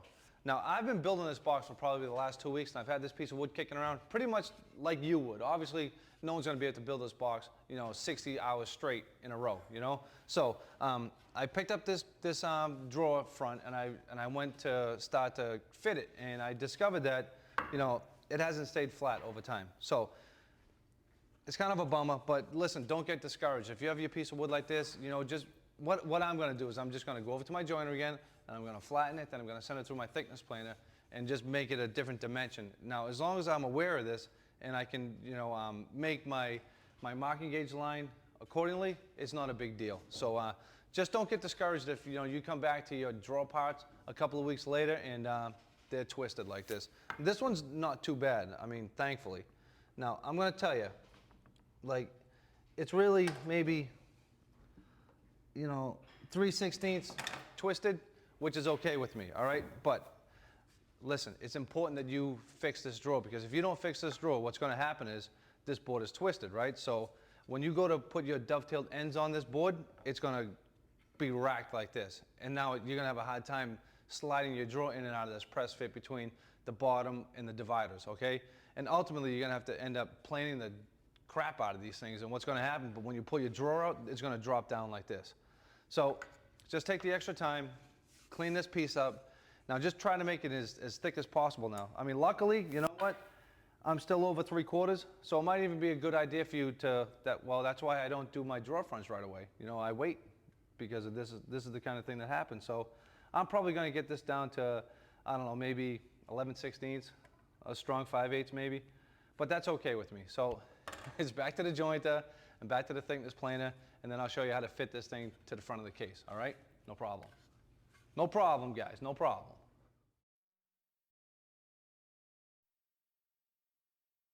Looks pretty sweet, huh? Look at all the front of these drawers. They fit nicely, they're snug. They're a little too tight because I've still yet to final fit them. So I wanted to take a minute just to explain this next phase of this project, okay? And it's basically making a drawer and the anatomy of a drawer and what makes, doing a press fit drawer like this, pretty simple to do. Obviously, these are through dovetails in the back, and we have half blinds in the front. I'm not gonna show you how to build this drawer 100%. You should know how to do these backs, okay? I'm just gonna spend a lot of time showing you how to fit the front and how to make the bottom and how to just make this thing slide in and out nicely, okay? So you can see that I have all the drawers already made, okay? And I've yet to make this one. Remember how I was just showing you that this one was left out a little bit too long? I've since reflattened it, I've sized it, and we're ready to go. Now, the first thing we want to do is get this height, okay? And we want it to be snug, not just the drawer front, but also the drawer sides. These drawer sides are pretty close, so all I really need to do now is just creep up with my hand plane and just take down that, last 1/8 inch or so, okay? But to fit the drawer front, okay? Now, depending on what kind of wood you use is gonna give you a little bit of lateral movement. If you have a lot of grain, say, on this drawer front, you may be able to straighten it out a little bit and hold the drawer front on a little bit of an angle. As long as it still covers the distance in between, the opening, you'll be able to turn like this into a parallelogram or whatever and straighten it out. But for this instance, all we really wanna do is we wanna hold it in the corner and we just wanna make our mark, okay? And once I make my mark, I'm just gonna head over to the table saw and I'm gonna creep up on my mark until this drawer width fit snugly inside this case. So I'm just gonna make a mark. You know, it's only about 3/16 over anyways, guys. I'm gonna head over to the table saw, and then we'll double check it. All right, guys, after the table saw, okay, what I did was I went over to the vise and I just cleaned up all the mill marks, all right? Perfectly, no problem. Now, the next thing I need to do is just make sure that this fits snugly, okay? You can see that I have to apply a little pressure to this thing to make it fit inside the slot, and that's what I want. Later, we'll do the tolerances of the drawer face, but for now, you want it to be this tight, all right? And now, the next thing I need to do is make sure that this edge is in parallel with this other edge. I'm not overly concerned with to make sure that this is completely square, because who's to say that the box is square right now, you know what I mean? All we want is the illusion that this whole thing is parallel with itself, you know? So, I just push the drawer front up to it. Now, I can come over here and I can inspect to see what it looks like. And you know what? It looks like it's pretty good to me. I mean, I might be able to pick it up just a hair, but you know, that is really, really good. So now that I know that this side is good, you know, I'm just gonna take the drawer out. See how snug this is? It's not too tight, it's just tight enough, you know? I'm gonna come over to the other side.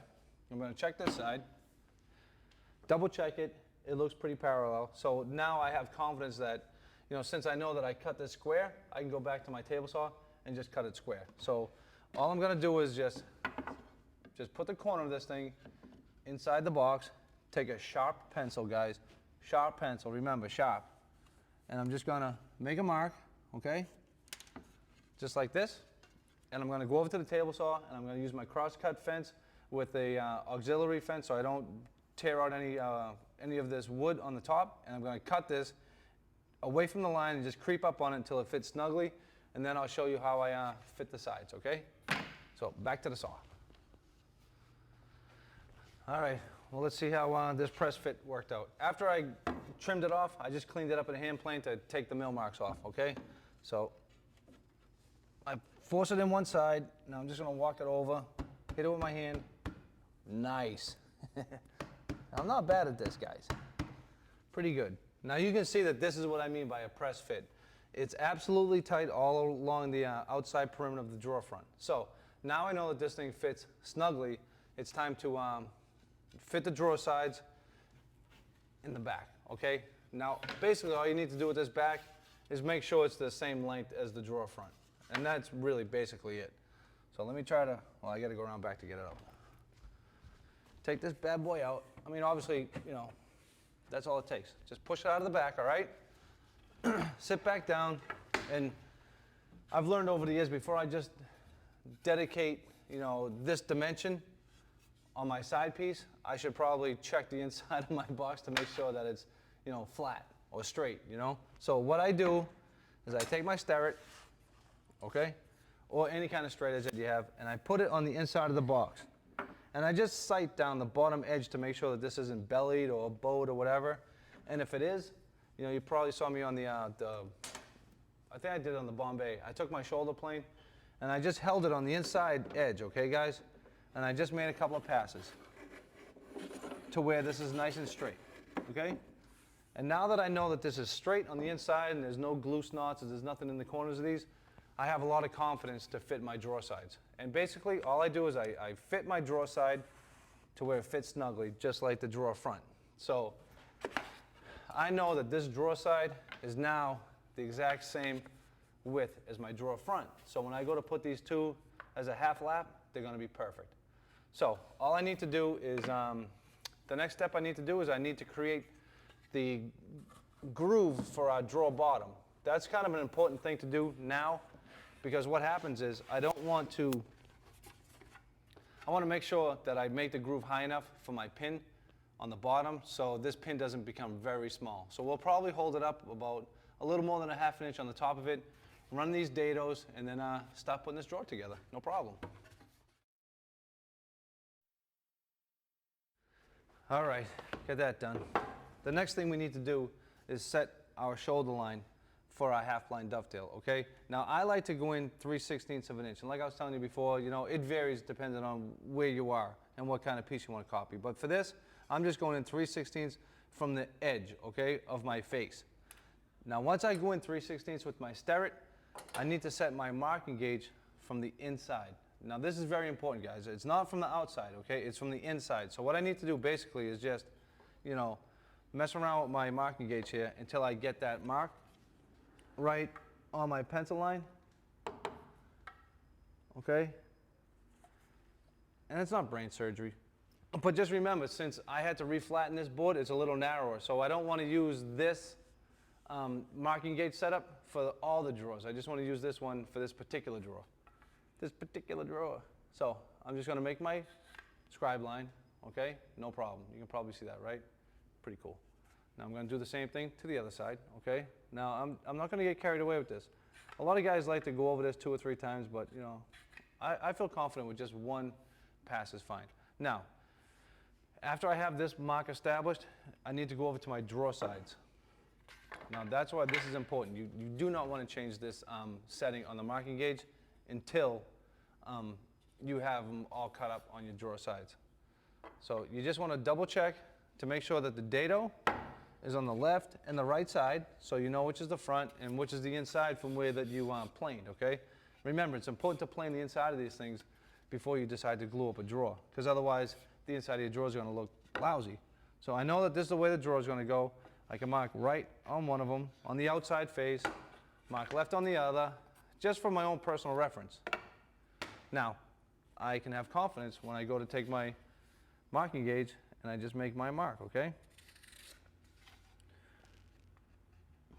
That's what I like about these tools I invented, guys. Not to give myself like a plug or anything, but this is razor sharp and it's going to cut this piece of wood nicely, so I don't have to worry about, you know, having an impression in here. So I make my marks on the fronts, just the fronts now, not the backs, just the fronts. Okay, no problem. Across the top. You don't need to go across the bottom, okay? Just across the top. Well, yeah, you do have to go across the bottom, sorry. So we lay all this stuff out, and that's it. Now we have our reference lines to where our shoulders are going to land. So this thing is going to guarantee a nice tight fit, see? We just basically laid out this line here on the drawer front and this line here on the drawer side. And that's what we get. That's why you don't want to change that setting on the marking gauge, because if you do, you're going to throw something off over here, guys, okay? Now once we get this setting set up and completed, we need to get another marking gauge, or just, you can change your marking gauge, but since I make these, I got about 100 of them around here, so I just grabbed another one, no problem. You guys should stop buying these things so I didn't have so much of them hanging around, right, Eli? But anyways, you want to set this marking gauge to your drawer side. Now you don't want to make it go past it, all right? Just get it so it's just barely skimming the surface, okay? You can see that. I mean, just so the corner of this razor blade is touching it. Now, what this marking gauge setting is going to be the depth of our dovetails. So that's the inside of our drawer front, okay, guys? Just like this. Nice. Flip it over, do the same thing. Now, this setting right here should be good enough for doing the through dovetails in the back, you know, but I would just double check. Well, you know what? It's exactly, that's what it is. So, you know, I'm pretty confident that these marks are going to work out on the back of my drawer. So I just mark these up on the back of the drawer, no problem, okay? Now I do the same thing. This is my drawer back, which was cut the same length as my drawer front. So I'm pretty confident that this is going to fit inside the opening, okay? Bam. So now I have all my shoulders basically laid out, and it's time to cut these dovetails. Now, with these through dovetails in the back, you're going to be able to have a lot of fun, and you'll be able to cut these things liberally, okay? Because they're not that important. They just need to work, okay? So you can see that the back of this drawer, they look perfect, but I didn't spend a lot of time on them, and I didn't really clean them up too much, and I just got the work done, okay? So that's the back of them. And those dovetails are just like the case, all right? No problem, you know how to do it. And I'm just gonna spend a little time on showing you how to make half-blind dovetails. All right, obviously you can see me at my clamp and I've got my pins laid out. I have a center pin and I have the 2 outside edge pins. Now you notice that this pin here, which is the reason why I'm showing you this right now, this is important, guys. You wanna make sure that you start this pin at the bottom tip of your groove of your bottom. Otherwise, you know, you're gonna cut your pin off and you'll see the drawer bottom. Now here's an example of what I'm trying to talk about. This is where the groove is, right here on the bottom. So this drawer bottom on this particular drawer is like right about here, okay? That's where the drawer bottom is, on that angle, on that groove. So I wanna make sure that I keep this groove, you know, above this pin right here. So now that I have all my pins laid out, it's just a matter of me cutting this without taking too much material off of here, because that's just over 1/4 of an inch, and I probably made it a little too short, because typically I would have went, you know, a little heavier, but that's cool. So this is the only tough one, guys. No problem. And what's good about this one, you can use this line as your parallel line or whatever, you know? And again, just take it easy and take your time. Now you see I'm getting closer and closer to my marking gauge line right here. It's an absolute no-no to go past that line. And you saw me do it on the case already once or twice, and I'm not going to do it on this drawer, I hope. So since this saw is on an angle, you really need to be looking at the back side of the blade to make sure you don't zap that line.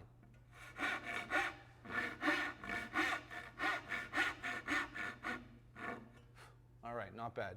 So now I'm just going to cut the rest of these, and then I'll set up on the bench and show you how I chop this material out and get ready to make the drawer sides.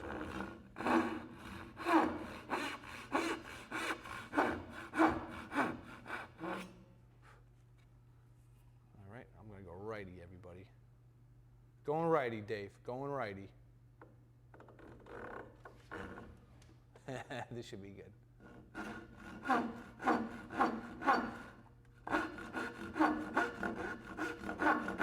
Rocking. Now, if you guys wanted to, you could use a router. You've all seen me use a router to remove a lot of this material. But for this example, I'm just going to show you how to pair it with a chisel, all right? And you do make pretty quick work of it. And since it's just such a narrow drawer, and all the other drawers on this toolbox are pretty narrow, I'm not going to get carried away with the router, okay?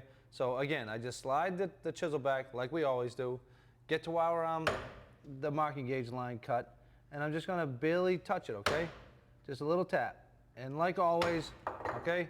I mean, see, now we're getting into like the part of the project where it's just repetition, all right? And the sharper your chisels are and the more accurate you are, you know, the more efficient you'll become. But you know what, if you're still, you know, having a hard time with it, struggling along, that's fine, because I struggled at the beginning as well. So now I'm hitting this thing a little more aggressive. Now, I'm going to show you something right here that's important.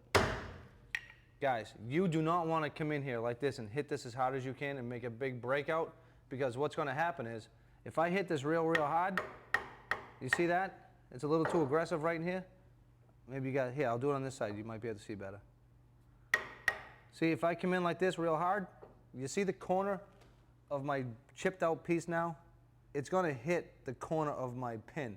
And if I continue to go on through here, I'm going to break that corner of my pin off, and then I'd really be in big trouble. So trust me, just attack this lightly. And I always put my chisel on an angle on the corners, because I don't want to put a lot of pressure on that corner. I'm telling you, that's probably the most important tip I can tell you right here. Besides not going by the line, okay?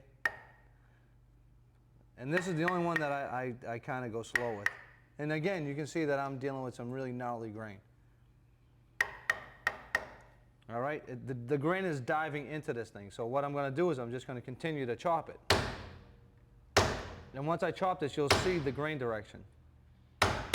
Now with gnarly wood, it goes in all different directions, okay? So you might be going up on one side, then down the other side. Who the hell knows? But the trick is to stay away from that corner. You can see how I have this piece peeling up, and I'm putting a lot of pressure on that corner. If I wasn't paying attention, the chances of me breaking that corner off are greater than not, you know? All right, so that's about it I can do with this chisel. I'm going to grab a smaller chisel, continue to clean out this area inside here, and clean out this area in here, and then, you know, we'll pick it up when I'm cleaning up the pins and getting ready to do the tails. So let me bang this out. I'm just trying to clean out the rest of this quilted cherry, which has been a real challenge through here. You just have to take your time and always sharpen your chisels, okay? And just take your time at it. Now, this is the one that really matters most. So I'm just going to clean all these up. You know, you can use the paring blocks on these, okay, guys? Okay, you need to cut these pairing blocks though, so they're the other way. And then you just clamp it on there, then you can use these as a reference. So, once I have all this debris cleaned up out of these corners, I kind of roll my chisel on the inside corner like this a little bit, okay? But not at the top, because if you do it at the top, you're gonna break out a big chunk that you need to see. Clean it all up, double check it to make sure that it's right, okay? And before I take it out of my clamp, I come back with my sterret, and I set the sterret at the furthest point at the top where my marking gauge line was, okay? Now, I'm just gonna come straight down, maybe, I'm gonna come straight down like this.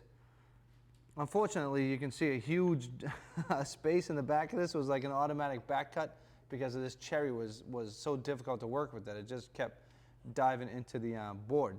So the same with this one, it's a huge back cut already. So the reason why we want to do this is to make sure that it's not tapered the other way, because if it's tapered the other way, you know, you're going to see a gap here and it's going to put a lot of pressure on these pins and ultimately crack your side, okay? So just before you take this out of the clamp, double check it for, you know, that make sure this is all undercut a little bit. And, you know, we do this thing again, okay, with the little square. Make sure that these are right, all right? Then after everything's right, it's time to transfer these marks onto our drawer side. All right, so basically, it's the same thing as the box. I'll take it up out of the clamp, all right? I'll lay it down. I got my other clamp here ready to go, all right? And guys, after a while, all this work becomes the same work. It's just in a, you know, now this thing is 3 inches instead of 18 inches across. And the board is going to be hanging off the edge a little bit instead of, you know, being plumb in the front, or square or whatever, in the same plane. Now, this thing is just barely holding on. You got to be careful when you do this, because this clamp has come down and smashed my finger and hit me in the foot a couple times. And see what I mean? This is like taking your life into your own hands sometimes. But it's a great way to make sure that this thing stays where we want it to stay. Now that my challenge is, right, is to make sure that the back of these pins land perfectly with my marking gauge line. So this is, again, a place where you kind of just have to take your time and don't force anything. Just tap it in. Tappity tap tap. See? And that's basically it. And sometimes if I'm not totally comfortable with my layout line, and I might think that I should probably look at it, I take a peek underneath, okay? Just to where I see a tiny, tiny bit. And then from here, I'll just transfer my marks. I'll transfer these marks right here on my pins, my tails rather, all right? And I'll remove this material just like we did with the box and just like we did with all the other dovetailing we've done so far. And just chip away at doing these and just pair them and get this tight fit on the fronts. And then I'll do the same thing to the back. We'll go over to the gluing station. We'll clamp these things up for about 10 minutes. And then what I like to do is I like to force fit this drawer front while it's still a little tacky to make sure whether, if the case isn't absolutely square, I don't have to struggle and try to square my drawer, my entire drawer. I just stuff it inside the hole, give it about 15 minutes to dry, and then I just knock it out to make sure that the glue on the sides of our drawer don't stick to the sides of our case, and it's able to move out. And then from there, guys, it takes a little while to plane them and fit them right and clean them all up so they're sliding really, really well. And once we get to that point, we put a couple little stops in, and then it's off to the backboards, and we're almost done. All right, let me transfer these lines and get cutting this thing, and then we'll, you know, get over to those drawer stops rather.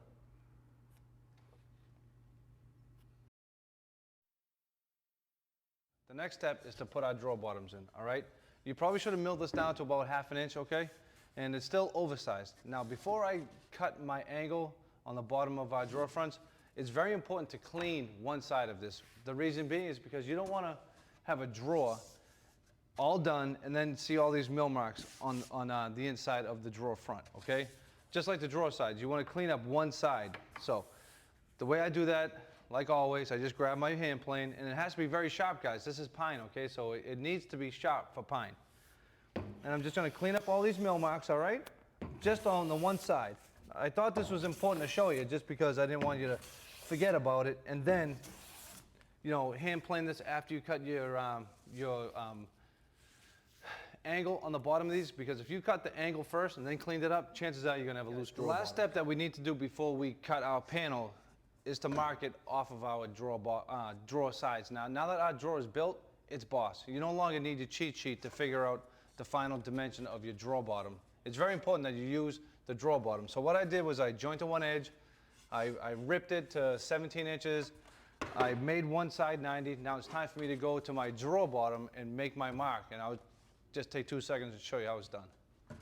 So I hold the drawer on its face, okay? Now remember which side that you just cut 90 degrees. You know, I know this side because this one over here isn't flush. So I hold the part that I just cut with my right hand, and I just keep the corner of the drawer bottom up tight to the inside of my groove, okay? Now I'm going to come over to the other side, guys, and I'm just going to make a mark right where that groove is, all right? Now listen, you can't make this too big, because if you do, you're just going to split your drawer side. And you don't want to make it too small, otherwise this thing's going to wiggle inside the slot. All right, guys, you can see that I have an angle drawn on our drawer bottom. And the way we get this angle, all right, is we come up 1/4 of an inch from the bottom, and we come down 1/4 of an inch from our face. It's important that you remember that this is the face. It goes up against the fence. Now, the way that we get our bevel cut is we just head over to the table saw. We set our blade up to about 12 degrees, keep it up about 1 1/4 inches, and we just run it, okay? And believe me, it's no big deal. You just have to hold on to it, all right? And when it's upright, same thing. Just feel confident and just hold on to it. Just don't bobble it, all right? Keep your hands in a nice secure spot and just push it along. What I like to do is I like to put pressure on my palms a little bit just to ensure that this thing is up against the fence. So let me turn the saw on and cut this up, and then I'll show you how I clean it up over at the bench with a hand plane and fit this thing into our drawer, finally. All right, here we go. Contact. Oh yeah, baby. Home free.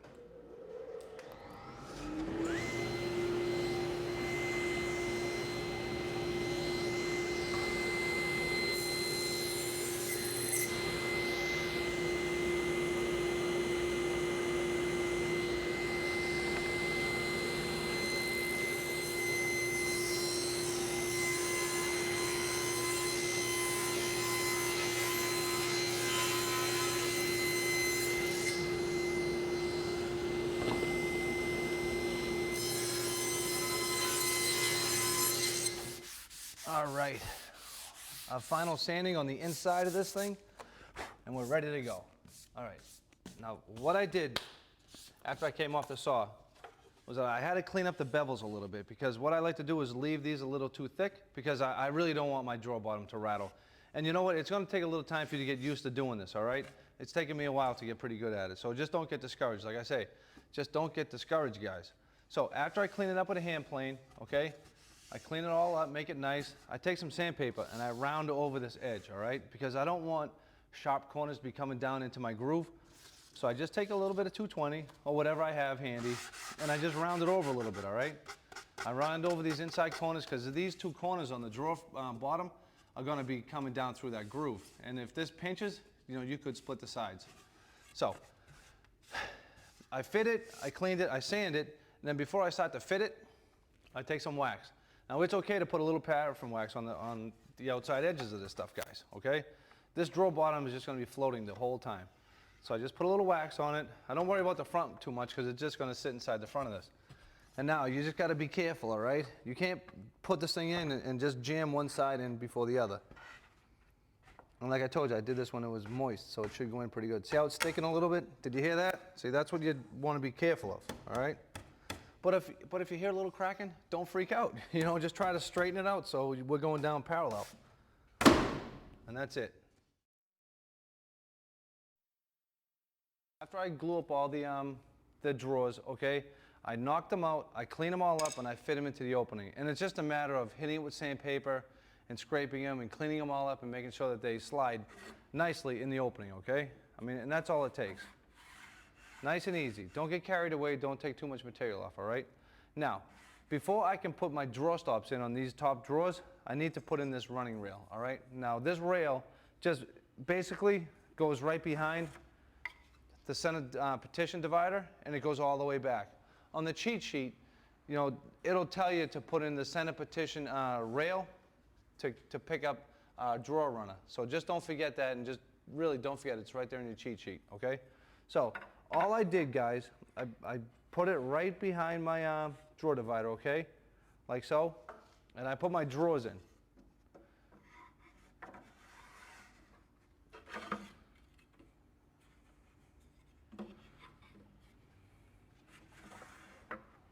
And then I'll show you the back. And all I did is I made sure that I had enough room in between these two drawers and my runner. And then I checked the front of it to make sure that they were still square to the front of the case. Okay, just like that. And then I put a clamp on it. I have these long, narrow clamps that just grab it, okay? I clamped it down here, and then I took the drawers out, and then I flipped it around, and I made sure that the front of it was still in line with the front partition. And I gave it about 20 minutes, and I let the glue dry and set up, okay? Now, after I did that, it was time to make our drawer bottoms. I mean, our drawer stops, okay? Here are our drawer stops right here. You can see that they're just big chunks of primary wood that you cut up and we just put them in. What I like to do is I just like to have the drawer bottom out, okay? See? The drawer bottom's out, and I just slide the drawer bottom in, and I can get up from the back of this thing with a wet, I put a little bit of glue on my little stop, all right? And I just get up inside here, and I hold it. It's called a press fit, and I just rub it with my hand, and I hold it for a second, and then I do the other side, and then I just move the drawer out just like this. And I let that little piece dry. And it ends up being like, you know, something like this, okay? Two of them. Well, yeah, here's one right there. So two of them end up being, well, obviously just like those two. And it's not that hard to do. You just kind of have to get your hands up underneath there, take all the drawers out, and just do one drawer at a time. Now, from here, it's important to make sure that you bevel these, because if you don't, you're not going to be able to put your drawer in. It's going to hit these things. So what I do is I just take my chisel, all right, and I just pare the corner off. Now, it doesn't matter what this looks like at all, fellas. You know, I just kind of attack it. And if it breaks out the back, it doesn't really bother me. I mean, it's really just a drawer stop for me. So I just chisel them out, and then I just set my drawer until it slides nicely. Now, sometimes if you're not that exact with putting these in there, it's okay. Like when I first started to do this, what I would do is I would leave the drawer face proud like this. I'd leave it sticking out a little bit with the drawer stop, and then I would come along with my my chisel, and I'd just take the front end of this thing off a little bit like this, okay? So if you find yourself in that predicament, don't worry about it. You just need to chip away at your stop until the drawers fit nicely. You'd rather have the drawer proud a little bit than like inset like that. You know what I mean? So it's going to take a while to put all these drawer stops in, okay? Just don't get discouraged. Just take your time. You know, believe me, doing that runner piece was kind of a pain in the neck, but once I had it set up, it was no problem. And don't forget, until like once you get that thing set in there, is to take the drawer out so the glue doesn't stick to your drawer side. I found that out the hard way on this one, but that's okay. All right, now that we have all our drawers fit, and we have all our stops in, and we have that divider runner in, it's basically time to put the shiplap back on.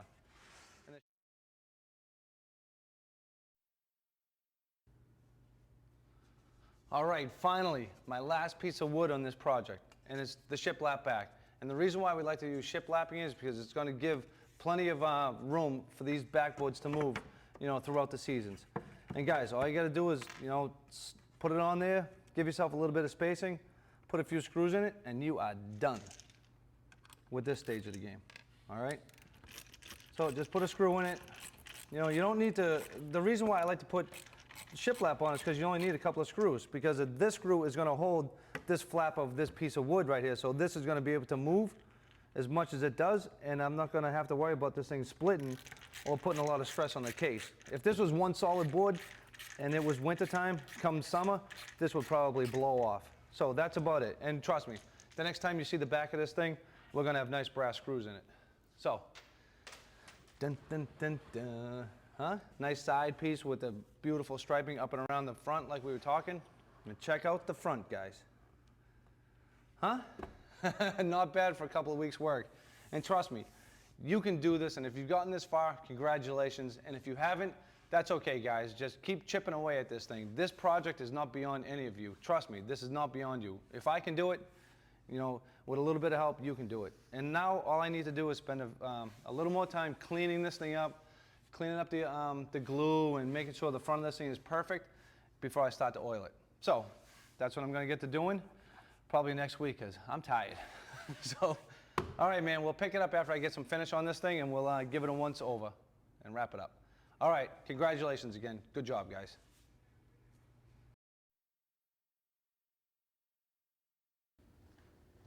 All right, well, here it is, huh? What do you think? This really is a sweet project. Now, just to briefly talk to you about finish, all right, guys? There are a zillion different ways that you can do this, you know? I'm not the world's best finisher, all right? So what I'd like to do is just put a little boiled linseed oil on it, and I went down to Rocky's and I bought a couple of spray bombs of shellac, all right? And I just sprayed it on, sanded it out, sprayed it on again, you know, and I built up a half-decent finish, and then we sanded it out and rubbed it out with some wax. Nothing to it. You know, just don't get carried away like anything else with this project. You know, try not to get carried away with the finish. Unless you're really into finishing, then, you know, it might take you 6 months to put finish on this. Me, I just wanted to get it done. Guys, so let's check this box out. Look at this unbelievably looking sweet cherry, all right? I mean, this is the reason why I love cherry so much. And this is what I was trying to show you at the beginning of the DVD and how you want to, you know, make sure you orientate the grain properly. You can see how it goes through the top drawer and the divider and the second drawer and the other divider and all the way down through the front of this case. All the dovetails and drawers work perfectly. I mean, look at this, no problem. One finger, guys. And you can see the reveal around each one of these drawers is the same, and they move nice and easy. And I'm telling you, the front of this box is really, you know, my favorite part of this box. Now, you can put any hardware you want on it. I just chose to get these, you know, iron pulls, all right? So that's, you know, these are the little tips and techniques I tried to show you on the front. Now, when you look at the side of this case, you know, the striping on the side of this case and the chatoyances of this wood really, you know, make this piece, you know, stand out to me, in my opinion. I really just love the way that this whole thing comes together, from making sure that you orientate the wood properly. So the top is the top and the side is the side. And remember at the beginning of the DVD, we talked about marking the tops of all this wood. Is because at the end of it, when we put some stain on it, it doesn't reflect in two different manners. So when you see this thing, the light bounces off it all in the same direction. And overall, and through time, this piece is really gonna, you know, oxidize and become an extremely beautiful piece that you can be proud of. And you know, mine's gonna be used for tools, but yours is probably gonna be used for whatever your wife or your girlfriend want to put in it. So if you've built this thing, congratulations. And if you start to build this project and you get a little hung up, don't worry about it. No problem. Come over to the forum, the 207, talk to the guys. You can talk to me personally, and I will do the best I can to try to help you through this project. Now, if you've built it and you want to show off, because everybody loves to show off their woodworking, especially me, you know, we have a separate site on the forum that you can put your pictures up and your comments. And really, I want you guys to be as proud of your woodworking as I am of mine. And listen, this is not beyond you, like I just tried to tell you. And when you get stuck, just ask for the 207 and we promise not to let you down. So I hope to see you over at the 207 or on our next DVD series. Until then, thanks for watching.